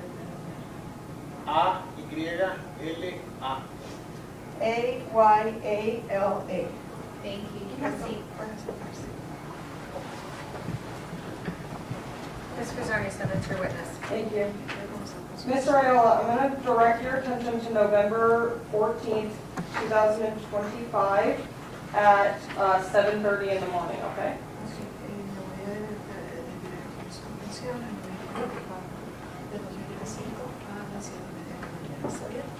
Yes. What were you doing then? ¿Qué estaba haciendo? En ese momento iba por la carretera número 11 para reincorporarme hacia el 215. En el 215 hay 3 carriles y uno extra que es para reincorporarte hacia el carril número 1 ya del 215. Cuando yo iba en el carril para reincorporarse, iba por al lado, tenía espacio suficiente. So at that moment, I was on the Highway 11. I was about to merge on the 215. On the 215, there are 3 lanes plus an extra lane. When I got to the 115, I was on the right lane to try to merge into the 215. And why were you driving there at that time? ¿Y por qué estaba manejando usted por ese camino? Porque yo venía de la carretera 11 para agarrar ya para incorporarme a la primera línea del 215, pero antes de eso, el del carro azul, el autor, intentó chocarme. Because I was coming from the 211 to going to 215, and I was on the first lane. But before that happened, the one in the blue car, the perpetrator, he tried to crash onto me. Before we get to that, I guess let me ask this a different way. Where were you driving to? ¿A dónde se dirigía usted? Ese día yo me dirigía hacia la escuela a dejar a mi hijo, Brandon. That day, I was on the way to school to drop off my son, Brandon. What's Brandon's full name? ¿Cuál es el nombre? Brandon Raúl Domínguez. Brandon Raúl Dominguez.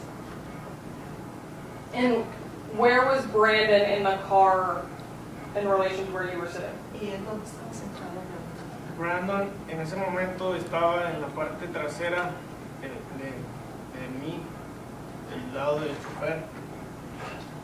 Brandon at that moment, he was in the, it was behind me, on the side of the driver. So you were just saying something about the blue car pulling in front of you, is that right? Y estaba pues ahorita mencionando que el carro azul se metió frente a usted, ¿correcto? Correcto. Yo iba por el lado ya para tomar la primera línea del 215. Tenía un espacio suficiente cuando él intencionalmente volteó su carro para chocarme. Si yo no lo esquivo, hubiera sido un accidente. That's correct. I was on the right lane, trying to get onto the first lane of the 215. There was enough room there for me to go around him when he tried to crash me, and if I hadn't tried to avoid him, that would have caused an accident. Okay. Después de eso yo After that, Let me ask the question first. Where on the 215 did this happen? ¿En qué parte de la 215 ocurrió esto? fue a la altura de Gibson. It was at the same, where Gibson is. Is that the off ramp to get off at Gibson? Y esa es la rampa para salir de Gibson. Esa es un poquito después. It was just a little after that. Okay. So you said the blue car swerves at you, you swerve to avoid the accident, keep going. Do you ultimately merge into the lane that the lane was merging into? Y entonces usted dice que el carro azul se mueve para buscarlo, usted lo trata de evitar y lo pasa y usted eventualmente se une al carril al que quería. Correcto. Yo en ese momento lo esquivo, evito el accidente y aún así yo todavía tenía espacio suficiente para avanzar hacia adelante y aún así yo me reincorporé 2 carros hacia adelante. Yeah, that's correct. At that moment, I avoid him. I am able to avoid an accident, and I still have enough distance to keep going. And after that, I'm able to merge. There were still 2 cars in front. When you say 2 cars in front, is that between you and the blue car? Y cuando usted dice que había 2 carros enfrente, había 2 carros entre usted y el carro azul. Correcto. Correct. Había. When did you encounter the blue car again after that? Y usted se volvió a encontrar con el carro azul después de eso. Después de eso yo me asusté y llevaba a mi hijo, me asusté y seguí adelante, pero yo bajé la ventana y saqué la mano porque me llevaba a mi hijo y iba a ser un accidente. After that moment, I got scared because I had my son with me. I got scared, but I kept going. But I did lower the window and I put my hand out because I had my son with me. And so, where is the blue car when you're doing this? ¿Y dónde estaba el carro azul? Usted está haciendo eso. El carro azul aún se encontraba atrás, en la parte de atrás de los 2 carros. Un momento después, él se movió de carril. Él estando en el carril número 1 conmigo, se movió al carril número 2 para darme alcance cuando yo ya iba a bajar en la salida Stephanie. After that, he was still 2 cars behind me. And after a little while, he actually caught up with me. He actually moved into the lane number 2 when I was about to reach the exit to Stephanie. Okay, so he's in the lane to the left of where you're driving, is that right? Entonces él estaba en el carril a la izquierda donde usted estaba, ¿correcto? Correcto. Correct. Does the blue car kind of slow down to be at the same pace as you, or are they passing you?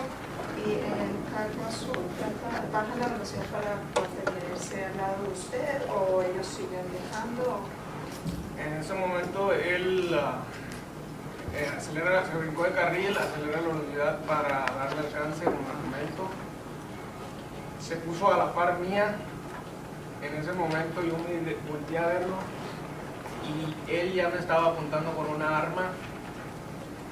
At that moment, at that time after that, he actually speaks up so that he can catch up with me, as I mentioned before.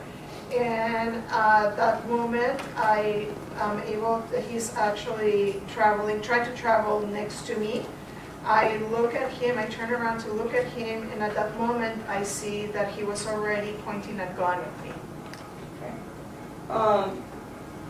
And this is after you had rolled down the window and said some things and waved your hand, is that right? Y eso es después de que se le había bajado la ventana y había dicho algunas cosas y había sacado la mano. Sí. Yes. So you first see the gun, and what is the driver doing with the gun? Y entonces usted ve la pistola por primera vez y qué está haciendo el conductor con la pistola. Él estaba apuntándome a mí en la cabeza porque logré mirarlo. He was pointing it at me, at my head, because I was able to see him. What happened after that? ¿Qué pasó después de eso? Segundos de eso me asusté, volteé a ver hacia enfrente y pasó lo peor, escuché el disparo. At the moment, I got scared. I looked towards the front, and the worst thing happened. I heard the shot. What did you do after you heard the shot? ¿Qué hizo después de que escuchó el disparo? Después del disparo, lo primero que pensé fue en mi hijo, en su seguridad. Y al momento de yo voltear a preguntarle cómo él estaba, volteé a ver hacia el asiento pasajero. At that moment, after the shot, the first thing that I did was think about the security of my son. That moment, I turned around to ask him if he was okay, and I turned towards the passenger back seat. And at that point, did you determine whether or not Brandon was okay? Y en ese momento usted determinó si estaba bien o no estaba bien. En ese momento yo miré sangre en el lado del pasajero y dije, algo no está bien. Volteé a ver un poco más atrás y lo miré que él ya estaba en el suelo. That moment, I turned around and I saw that there was blood on the passenger side, and I figured out that there was something that was not okay, and I turned around even more, and at that moment, I saw that he was already on the floor.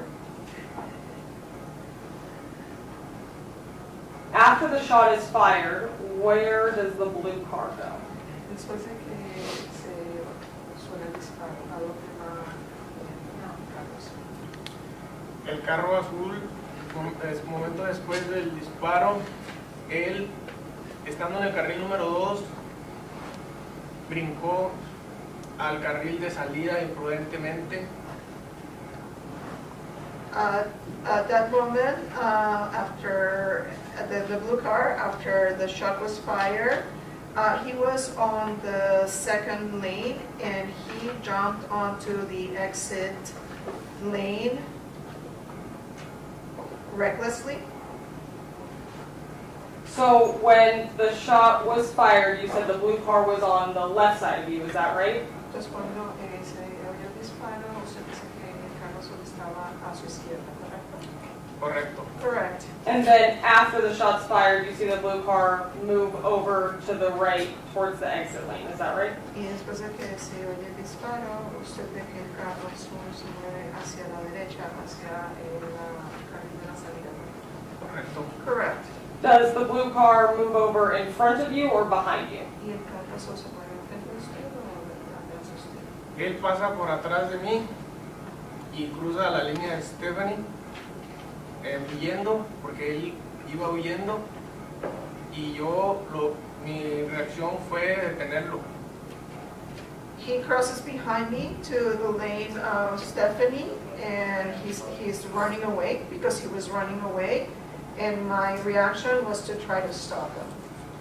So to you, it seemed as though the blue car was trying to exit the freeway and you attempted to stop him, is that right? Entonces, desde su punto de vista, usted le parece que él está tratando de salir por la salida de Stephanie y usted está tratando de detenerlo. Correcto. That's correct. And how did you attempt to stop him? ¿Y cómo trató de detenerlo? Yo traté de detenerlo, como él se iba a dar la vida, yo lo impacté en el lado de la puerta, logrando así que él girara y tuviera accidentes con los demás.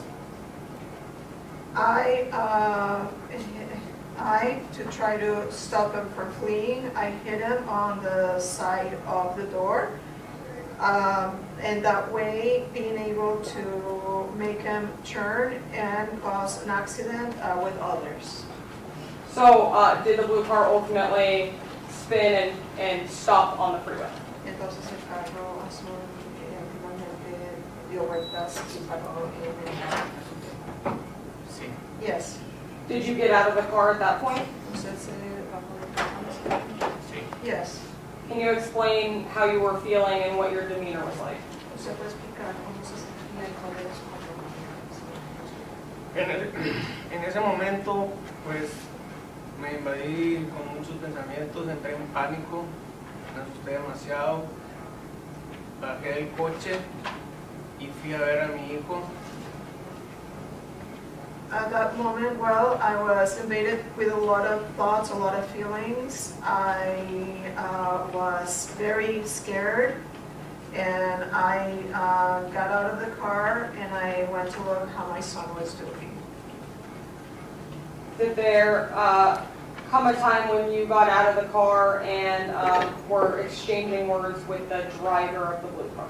En el momento cuando usted se bajó del carro y empezó a hablar, a discutir con el conductor del carro azul. En el momento que yo discutí con el del carro azul y con el de un carro Cadillac viejo, At the moment, I had words with the man in the blue car and with somebody in an old Cadillac car. And did there come a point shortly afterwards where you saw a Las Vegas Metro vehicle? Y hubo un momento un poco después donde usted vio un vehículo de Las Vegas. correcto. That's correct. And did you flag down that officer? Y usted le hizo señales a ese oficial. Correcto. Correct. And did that officer stop? Y esa policía no. El policía venía de la salida Gibson y él, al mirar el accidente, tardó unos segundos en responder porque él venía despacio. The policeman, he was coming from the Gibson exit and he saw the accident, and it took him a few seconds to respond to the accident because he was going pretty slowly. Make an approach with exhibits 7, 8, and 9. You may.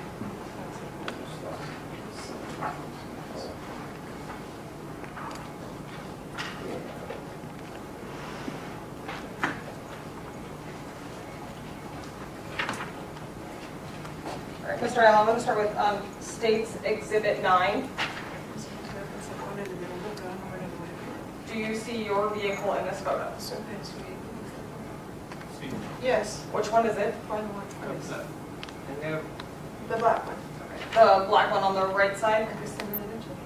Yes, And then is this car right in the middle of the blue car that we've been talking about? y el carro, aquí se me hace que sí, yes, Is this where the cars kind of ended up after you had collided with the blue car? ahí es donde las manos terminaron todos los carros después de que usted chocó con el carro. Yes, Going to show you Exhibit 7. Is this the back driver's side of your car? ese es el lado trasero de... That's correct. Fair to say that there's a small hole in the bottom right of that window, is that right? Se puede decir que hay un hoyo pequeño en la parte derecha de esa ventana. correcto. That's correct. Was that hole there prior to this incident where the shot was fired on the freeway? Este hueco estaba ahí antes de que pasara este incidente.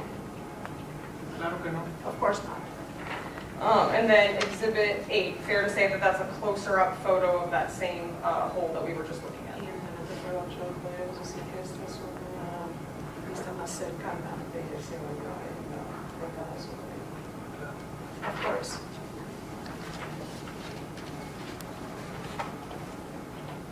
I'll pass the witness. Thank you. Mr. Helmut Cross. Thank you. So Lindsay, I want to talk to you first about when you came on to the 215 West. Quiero hablar con usted sobre cuando usted primero llegó a la 215 West. Okay, so you were going up the merge lane, correct? Entonces estaba en la carril de se Correcto. Correct. When you got to the 215 West, the traffic was pretty congested. Would you agree with that? Usted se había acordado de decir que cuando llegó a la 215 había bastante tráfico. Correcto. Correct. How fast do you think everybody was going? ¿A qué velocidad usted cree que estaba? No recuerdo. I don't remember. Okay. How fast do you think you were going? ¿Qué tan rápido usted cree que usted? Yo me daba una velocidad de 15, 13. I was going at a speed of 15, 13. Okay. So as you're going up the merge ramp to get into the 215, you have stated here today that the blue car swerved at you, correct? Entonces usted, mientras usted está llegando al carril de entrar a la carretera de la 215, usted dijo que el carro azul se vio para tratar de pegar.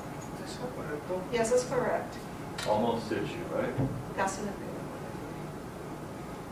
Correcto. Correct. And you had your kid in the car, Brandon, of course. Y usted tenía su hijo en el carro, ¿verdad? Correcto. Yes. And so that must have upset you, right? Entonces eso se vuelve lo enojó. Correcto. Correct. Probably made you angry, right? Probablemente lo hizo enojarse. Correcto.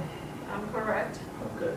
And so I want to talk to you now about the exchange that you had between yourself and the individual in the blue car.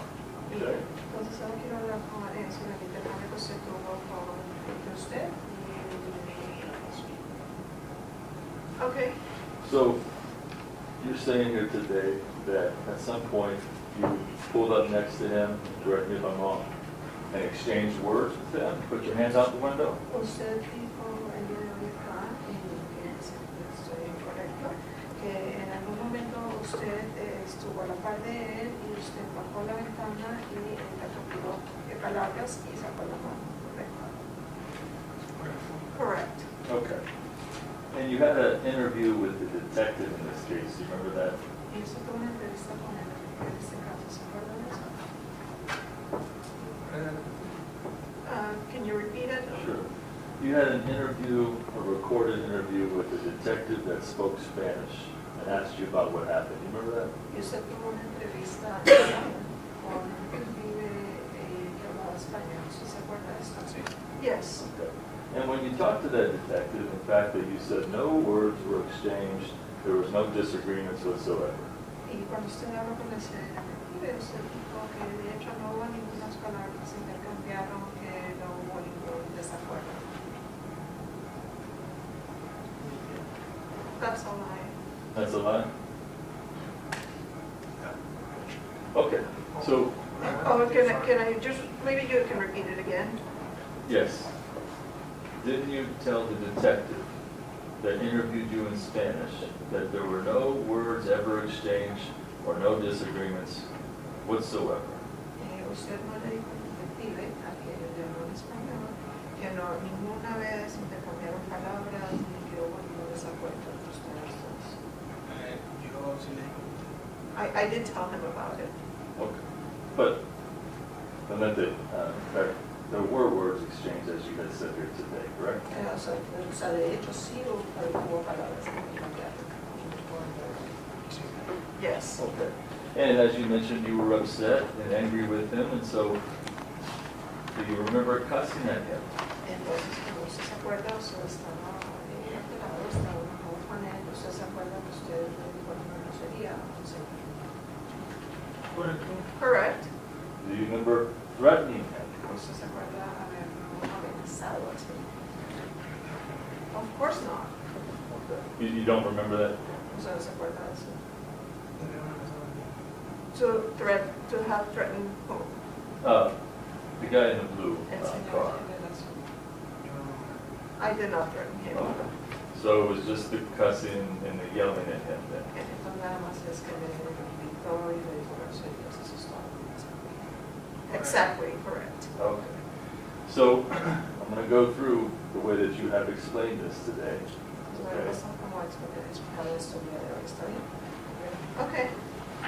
So going forward, you're in front of him, maybe a couple car lengths, once you get into the lane, right?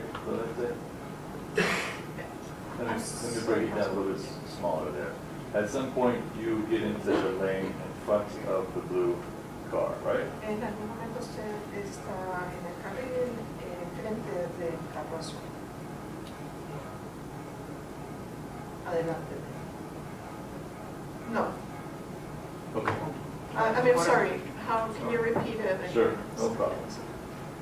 And I'll try to make it, as easy as I can, okay? Okay. So at some point, let's just put it this way. You get on the 215 West and you're driving forward, right? En un momento usted está sobre la 215 y está yendo hacia adelante, ¿correcto? Correct. Okay. And now, what you are saying here is that Mr. Johns in the blue car pulled up next to you, right? Y lo que está diciendo usted aquí es que el señor Jones en el carro azul se puso a la par de usted, por usted. Yes. Okay. Took a gun. Sacó una pistola. Put it No in. sé, what did you say? Sorry. Took a gun and held it in his hand, right? Y sacó una pistola y lo puso en su mano, ¿correcto? Correct. Pointed it at your head is what you said, right? La apuntó hacia su cabeza, lo que usted dijo, ¿correcto? And then fired that gun, correct? Y disparó su pistola, ¿correcto? Correct. And you thought, now let's talk about what you said in regard to believing that the blue car was fleeing the scene, okay? Okay, pues vamos a hablar ahorita sobre lo que usted dice. Usted creía que estaba huyendo del lugar de los hechos. Okay, so after the gunshot, you actually ended up on the left side of Mr. Johns, the blue Hyundai. Do you remember that? Después del disparo, usted terminó, su carro terminó a la izquierda, y su left side here on the council, to the left side of the wood. Yes. Usted estaba a la izquierda en el carro azul después del disparo. Yo estaba estaba en el lado derecho. Can you repeat the question again? Sorry. Sure. So let me ask you this. The traffic was still very congested, right? Déjame hacerlo porque todavía había bastante tráfico, correct? The speed at the time of the shot, would you say was the 10, 15 miles, or 15 to 13 miles per hour? Or would you say it was more at a stop? Y la velocidad del momento de disparo, ¿usted diría que estaba de 10 a 15 o cuando llegamos a 15 a 13 millas por hora? ¿O diría que ya habían parado la velocidad? Iban en movimiento. We were moving. Okay. So you're moving, but what I'm asking you, Valente, is were you moving at that 15 to 13 mile per hour speed, or was it more of a kind of stop and go at that particular area? Dice, sí, estamos moviendo la gente, pero lo que quiero preguntarle es si todavía estaba manteniendo la velocidad de 13 a 15 millas por hora o estaba más para flexibilidad la velocidad. Iba manteniendo la velocidad. I was maintaining the speed. So let me just try to ask you again. Maintaining the speed of the 13 to 15 miles per hour, Valente, is that what you're saying? Manteniendo la velocidad de 13 a 15 millas por hora. Sí. Yes. Okay. And at some point, you ran into the right side of the blue Honda, right? Ok, en algún momento usted le pega al lado derecho del carro azul de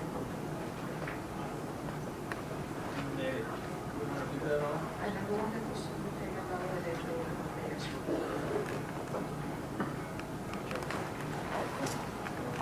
I don't understand, I'm sorry. Okay. So at some point I'll read where you crashed into the blue Honda because you believed it was fleeing the area.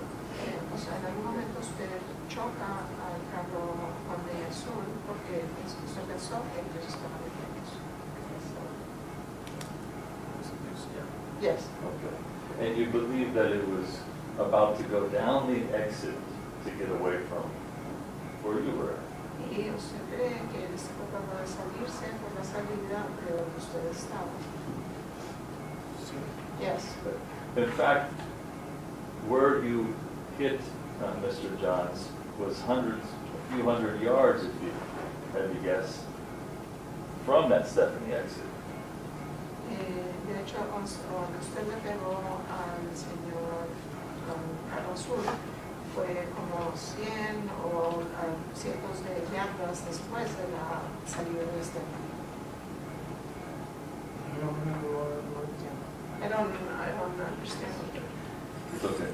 So at the time that you ran into the blue car, Mr. Johns was not going down an off ramp or anything like that, or exiting the freeway, right? En el momento que usted me chocó, el señor Jones no estaba en la rampa de salida ni estaba ya saliendo de la carretera. Ellos estaban en la rampa. He was on the exit ramp. Okay, so you're saying he was on the exit ramp about to go down as your testimony for that day. El testimonio de usted entonces es que él estaba en la rampa de salida. Sí. Yes. Okay. The cars, your car, the blue car, all the police cars, everybody was still on the freeway at the time of the accident. People stopping. Su carro, el carro azul, el carro de la policía y todos los otros carros, ellos todavía todos estaban en la carretera cuando ocurrió el accidente. Sí. Yes. Okay, so Except the police. not yet, right? No todavía. Yes. Right, okay. And at that time, nobody was in a position to speed very fastly away because the traffic was congested, right? Y en ese momento nadie tenía la posibilidad de acelerar y escaparse muy rápido porque todavía había bastante tráfico. Correcto, por eso él se bajó. Correct, that's why he got off.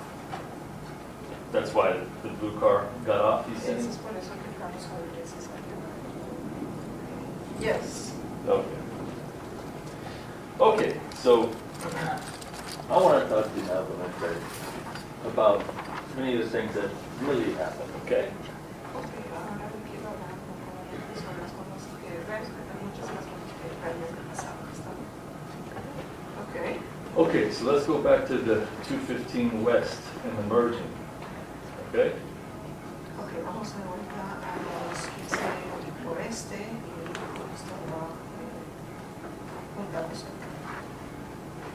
Okay, so at some point, didn't you drive around the shoulder of the freeway and get in front of Mr. Johns? En algún momento usted se metió en el carril de emergencia del lado de la carretera y se adelantó al señor. Por supuesto que no. Of course not. Okay. So you never brake checked him or anything like that? Valente? I'm sorry, Councilman, Let me, Whitaker would like Yeah, let me break rephrase check that. clarification. You never, were you ever in front of the blue Hyundai at all? Usted nunca estuvo frente del carro azul.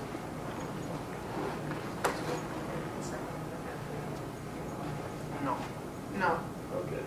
Valente, though, didn't you drive around the blue Hyundai at some point? Pero usted no se fue alrededor Él iba en el carril primero y yo iba en el carril que es para incorporarte. Aún hay espacio suficiente.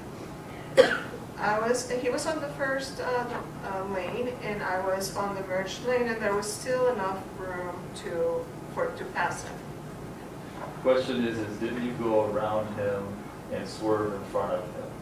La pregunta es si usted fue, lo pasó y como que vino enfrente de él. Se metió enfrente. No. No. Okay. Didn't you try to prevent him from getting in front of you? No, trató usted de prevenir a él de que lo pasara usted. Trató usted de prevenir que él lo pasara a usted. No. Okay. Did you ever put your brakes on so Mr.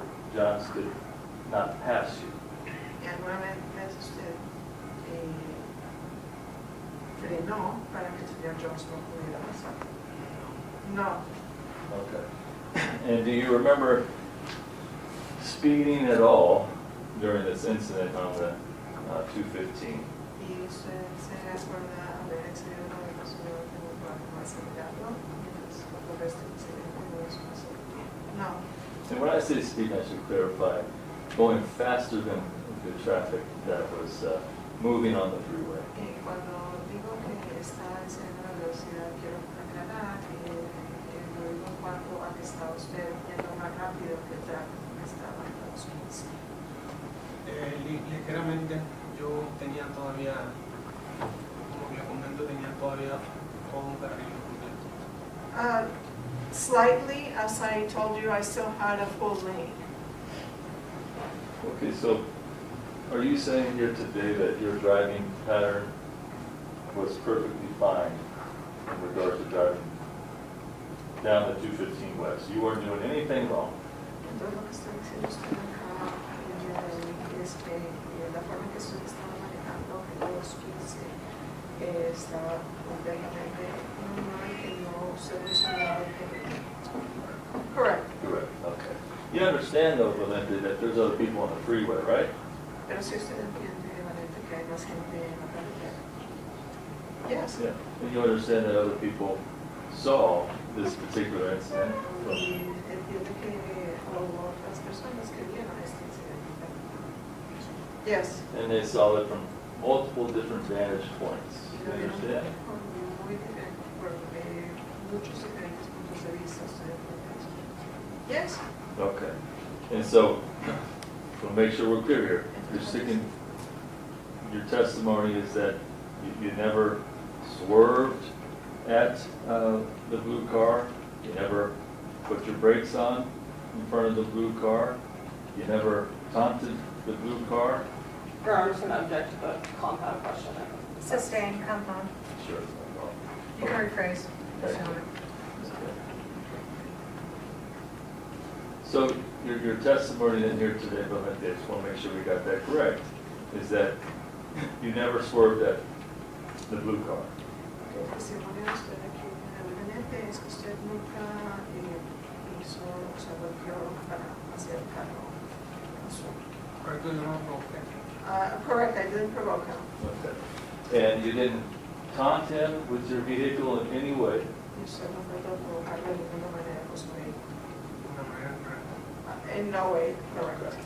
It's just that Mr. Johns all of a sudden pulled up next to you, pulled out his gun and shot your car, that's what Nada you're más que saying? de repente el señor John se le puso a la par, sacó la pistola y me disparó. Eso es todo. Correct. Correct, okay.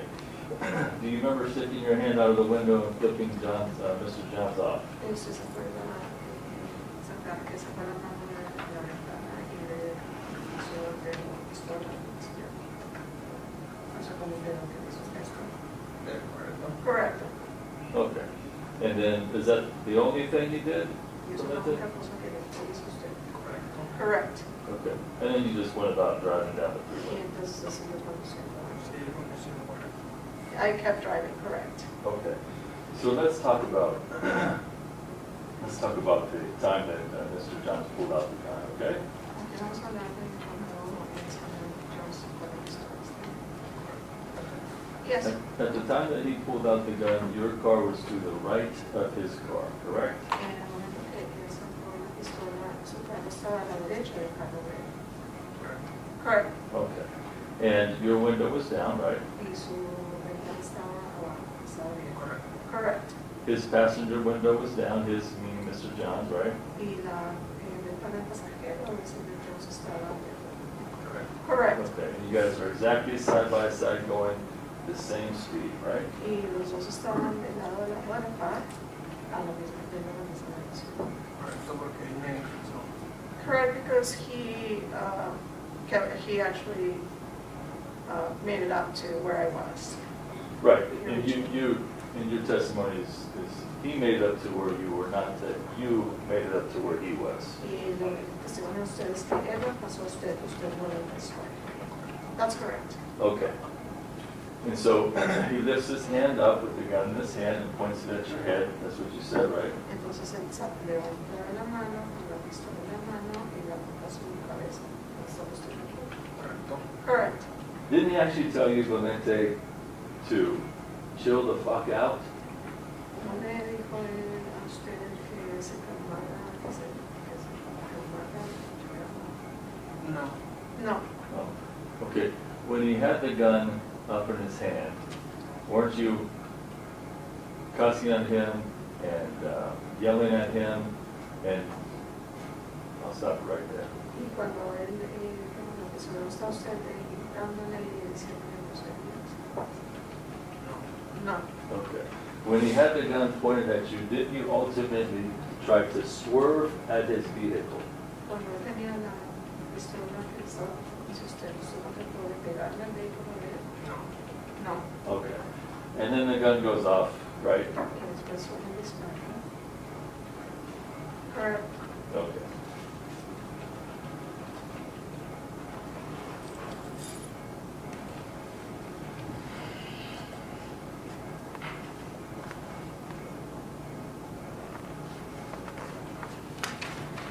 Court's indulgence. No worries.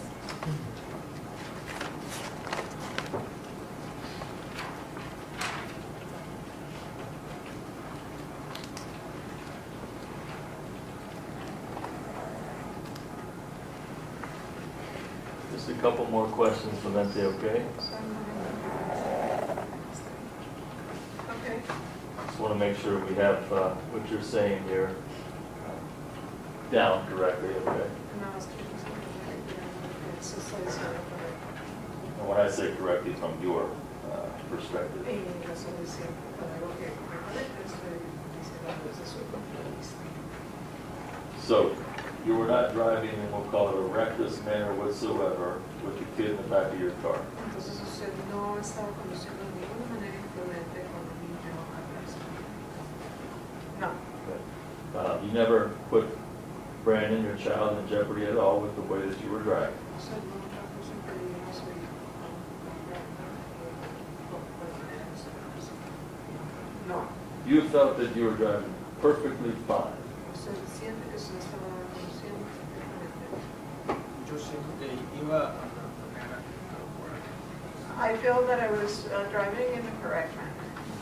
You felt that you were driving in a correct manner and acting appropriately? Usted siente que usted estaba conduciendo correctamente y que estaba y que actuó apropiadamente. Yo iba manejando bien. I was driving well. And acting appropriately with a kid in the car. Y comportándose de la manera apropiada con la niña. I'm correct, I was going well. I was going well. Going well? Yeah, going fine. Everything was fine. Everything, que todo estaba bien. Everything was fine. Sorry, that was an interpreter correction. Well. Okay, yeah, I understand. So basically, last question. Mr. Johns, the blue car, was the one that was messing with you, right? Entonces, la próxima pregunta, el carro azul, el señor Jones, que era el que estaba molestando a usted. Correcto. Correct. And lastly, the one that was bothering you, right? Y era el señor que estaba molestando. Correcto desde el principio. Correct since the start. I'm sorry for That's reflecting. enough. Since the beginning. Okay, okay, thank you. Thank you. Any redirect? That's pretty clear. And may I approach? You may.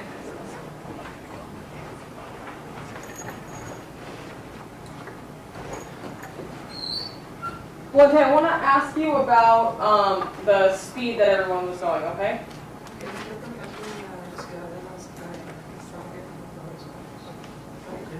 Okay. So once you were able to merge a couple cars in front of the defendant and were on the freeway, was the speed of traffic faster than what it was when you were on the interchange? Y ya que usted pudo conocerse en la carretera frente del acusado con los carros del acusado, la velocidad que iban los carros era más de lo que estaba andando. Era similar. It was similar. Okay. Does the traffic kind of clear up, or everyone's still, stop and go merging? El tráfico se aclara o todo el mundo todavía está parando y acelerando y vamos. Iba fluyendo el tráfico. The traffic was flowing. Okay. And our head approach with Exhibit 9. You may. So let's say Exhibit 9 is that picture where we were showing you your car, right? Ese está en donde está su carro. Sí. Yes. You said that the whole interaction started after you had passed the Gibson off-ramp, is that right? Y usted dice que toda esa interacción comenzó después de que usted había pasado la salida de Gibson, ¿correcto? La interacción empezó desde que él me iba a impactar y ya íbamos pasando más o menos por esa altura. Yeah, the interaction happened when he was almost hit me, and we were going more or less at that area. Yes. Okay. So by the time the shot was fired, had you already passed the Gibson off-ramp? Entonces, en el momento que ocurrió el disparo, usted ya había pasado la salida de Gibson. Estaba a la altura de pasarlo. I was just at the point of passing it. Okay. So, what exit is your son's school off of? ¿En qué salida están las buenas? Stephanie. Is Stephanie the next place to exit after Gibson? ¿Es la siguiente salida después de Gibson, Stephanie? That's correct. So, this lane right here in the middle of this photograph, is that the lane you need to be in to exit Stephanie? Entonces, este carril que está acá en la mitad de esta fotografía es el carril donde debe estar para salir de Stephanie. That's correct. So when you hit the defendant, was he traveling in this lane, the lane to exit Stephanie? Y cuando usted le pegó al acusado, él estaba viajando en ese carril, en el carril de Stephanie. Iba en, ya, sí. He was going on, yes, yes.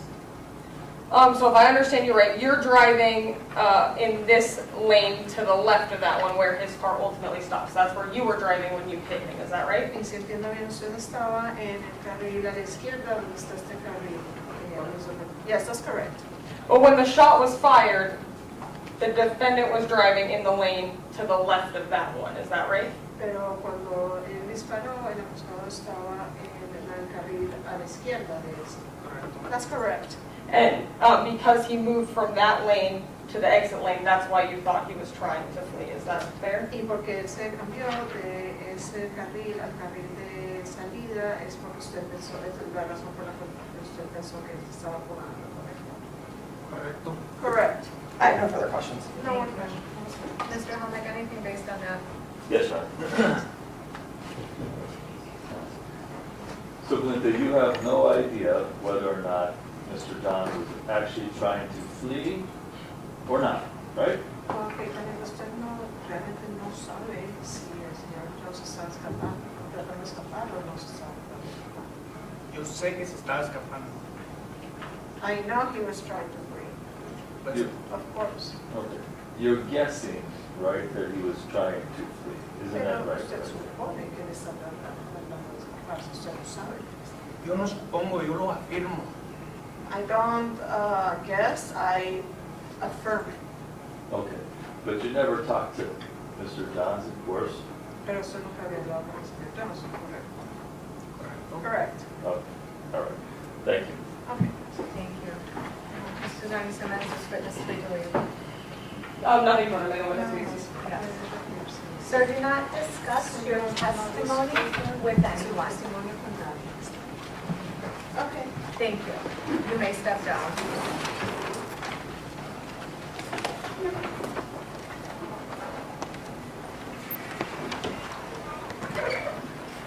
Mr. Donnie Simmons.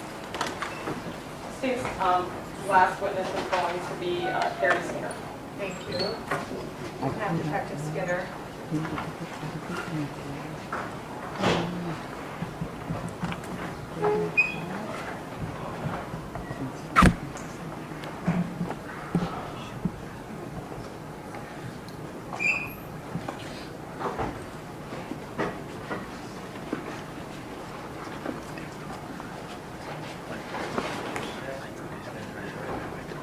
Do you swear the testimony you're about to offer should be the truth, the whole truth, and nothing but the truth, so help you God? I do.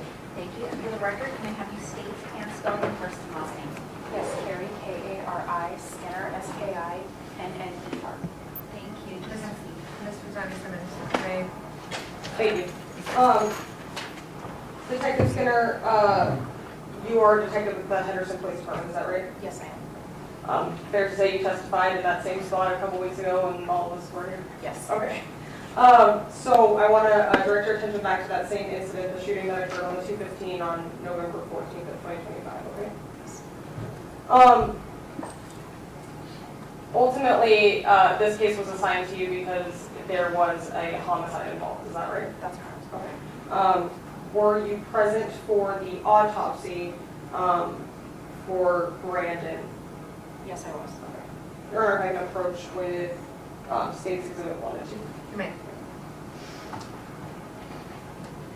So, Detective Skinner, I'm going to start with Exhibit 1. Is this the death certificate for Brandon Dominguez-Chavarria? Yes, it is. Okay. And down next to the cause of death, what does it list? A gunshot wound of head, And then the manner of death. homicide. And I'm going to show you State's Exhibit 2. Yes. What are we looking at here? This is going to be the gunshot wound to Brandon's forehead. Okay. And is that a fair and accurate depiction of what Brandon looked like during the autopsy when you were there? Yes. Okay. Fair to say this gunshot wound is towards the right side of his face? Yes. Okay.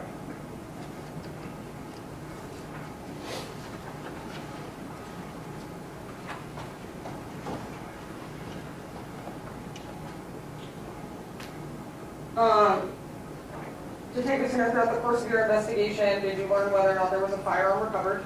Yes, I did. Where was it recovered from? It was located in the Hyundai, and it was on the floorboard on the passenger side. Is that consistent with what the defendant had told the initial responding officers? Yes.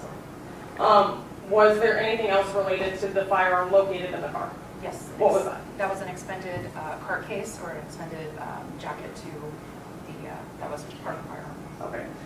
And obviously, as an officer, you're trained to use firearms, is that right? Yes. Okay. And in your training and experience, how does a case get ejected from the gun? So typically if someone's right-handed, it'll eject to the right. And because the case was found inside of the vehicle throughout your training and experience, what does that indicate to you? That the person fired the weapon inside the vehicle. Okay. And did you have a chance to view the vehicle that the victim was in? Yes. Okay. And did that vehicle have an apparent bullet hole in the window? Yes, it did. Would, where the bullet hole was located in the window, is that consistent with where the victim was sitting and ultimately where his gunshot wound was sustained? It was. Okay. And so what does that indicate to you? That the firearm was fired from the Elantra into the victim's vehicle through that back rear passenger window. And just to kind of clear it up, the victim vehicle that we're talking about, excuse me, is a black Chevrolet Traverse with a Nevada plate, is that correct? That's correct. And the Hyundai Elantra that we're talking about is a late model dark blue Hyundai Elantra with an Arizona plate, is that right? Correct.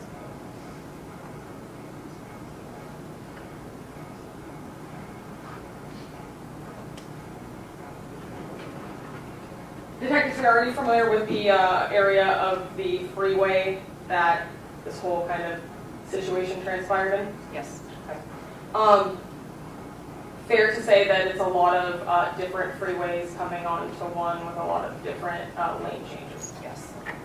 And based off of your investigation, ultimately, where did you determine that this interaction between the defendant and Mr. Ayola first occurred? After speaking with witnesses and also Mr. Ayola, it appeared that the flyover feeds onto the 215. There's a lane that's on the furthest right that continues down Gibson. Then the second lane from the flyover continues onto 215. And there's what's called a gore, which is the painted hatched area between Gibson and the 215, and that appears to be where the incident first occurred with the road rage. Okay, so that's in the lane that is continuing on the 215 to the left of this porch, is that right? Yes. Okay. Is that lane kind of merge into the next lane over the further you get down the 215? It does. It feeds into the 215 and it joins up with additional previous 3 lanes. Okay.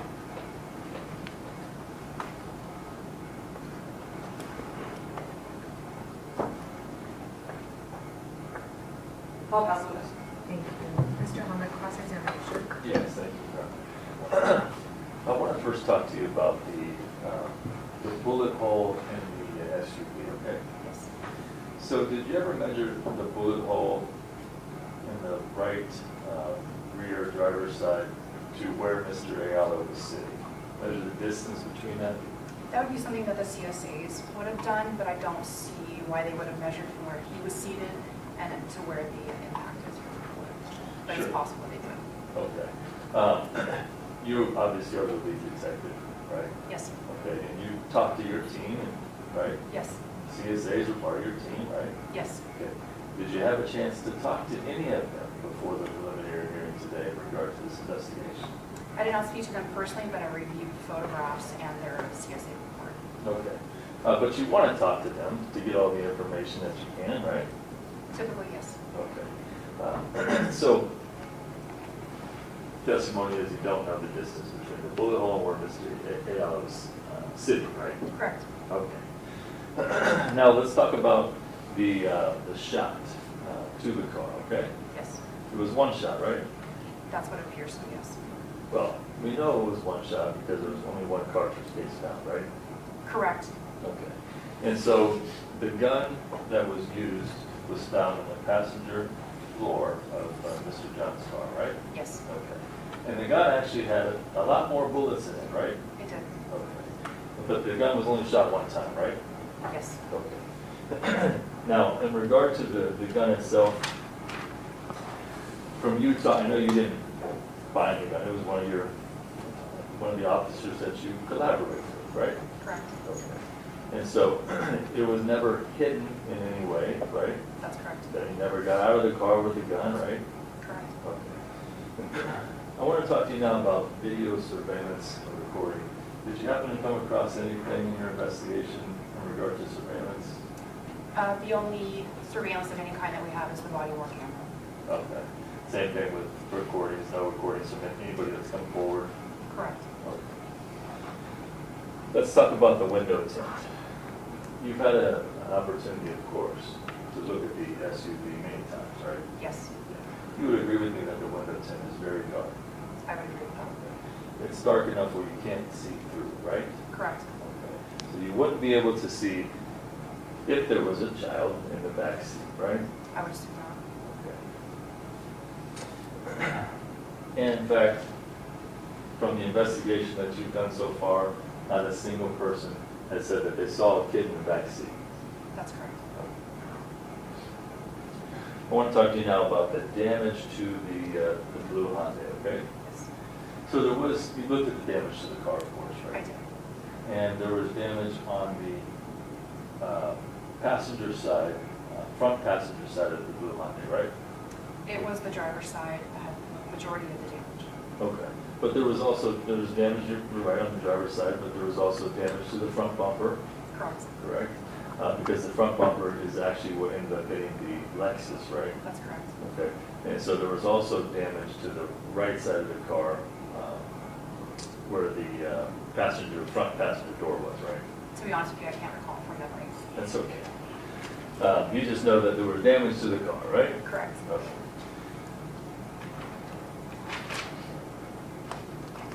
Now, in regard to your investigation, obviously you talked to a lot of people, right? Yes. As many people as you could have at this particular point in time, right? Yes. Okay. And so in talking to those people in your investigation, furthering your investigation, obviously many people talked about the driving patterns of these individuals, correct? That's correct. Okay.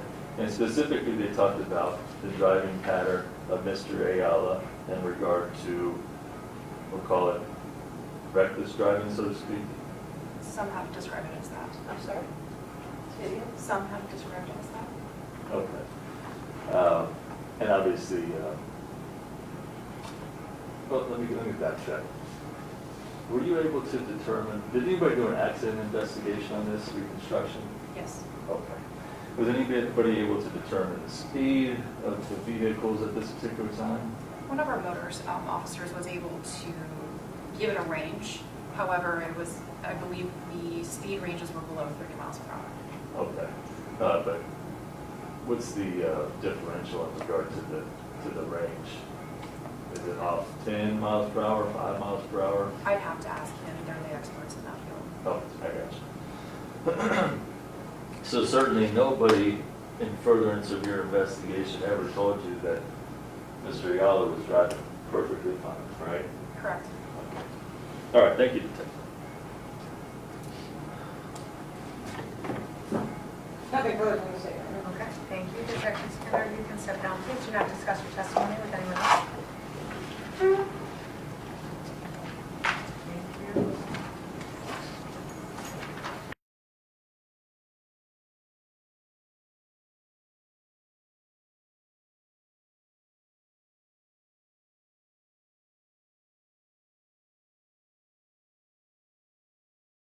Line 8.061, the entire area within the jurisdictional city limits of Henderson, except as provided in the lower subsections as a subsection is designated as a populated area for the purpose of prohibiting the discharge of weapons.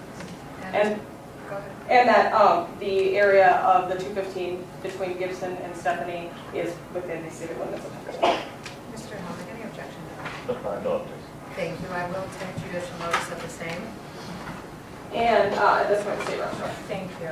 The state having arrested Mr. Helmick, I will turn to you if you have any witnesses. I do not, Your Honor. I would like to just advise Mr. Johnson is right there. Thank you.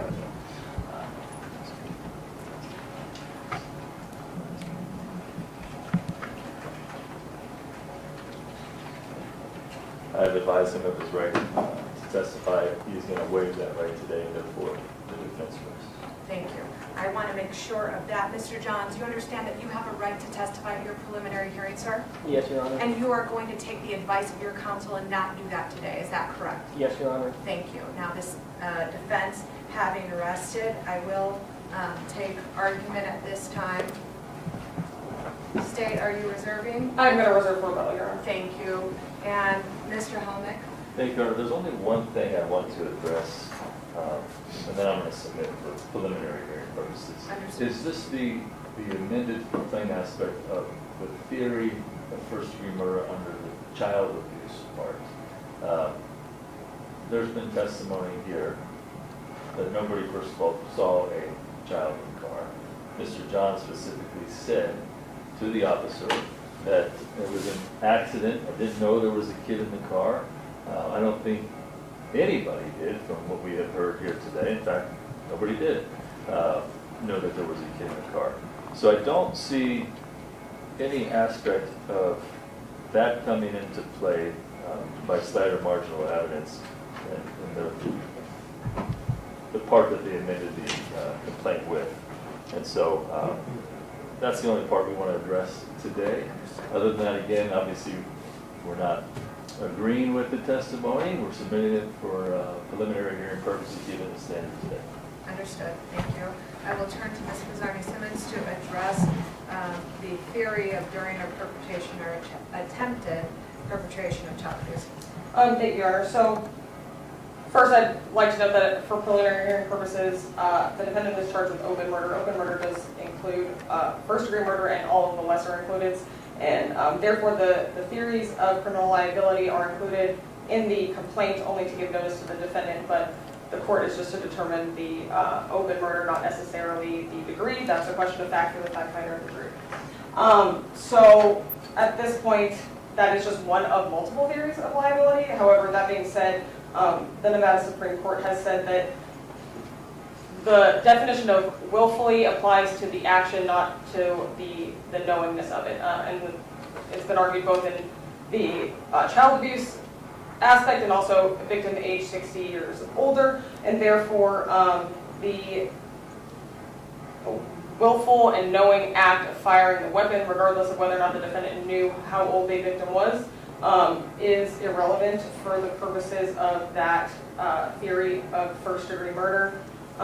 Additionally, and as we argued, at the bail argument, this is a situation of transferred intent. The state has never taken the position that the defendant had intended to shoot Brandon, but the state's position is that the defendant did intend to shoot and kill Mr. Ayola, and based on the doctrine of transferred intent, he's liable as first-degree murder for the murder of Brandon. And with that, I'll submit it. Thank you. Thank you to my parties. Mr. Johns, you may stand at this time.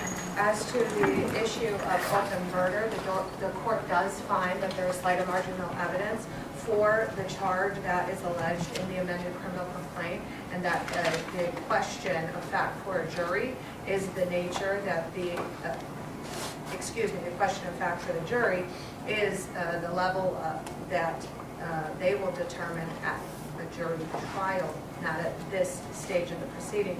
The court also acknowledges the state's argument that, in fact, the action of the perpetration of the child abuse is such that it is the child that is the victim.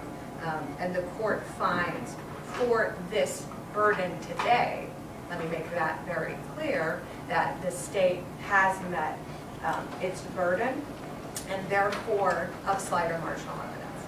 And therefore, Mr. Johns, it does appear to me from the amended complaint that is on file herein and from the testimony that has been adduced at this preliminary hearing, and that the crimes of murder with use of a deadly weapon, as well as discharging a firearm at or into an occupied structure, vehicle, aircraft, or watercraft, as well as discharge of a firearm from or within a structure or a vehicle have been committed, and that there is sufficient evidence to believe that you, the defendant, Tyler Johns, committed said crimes.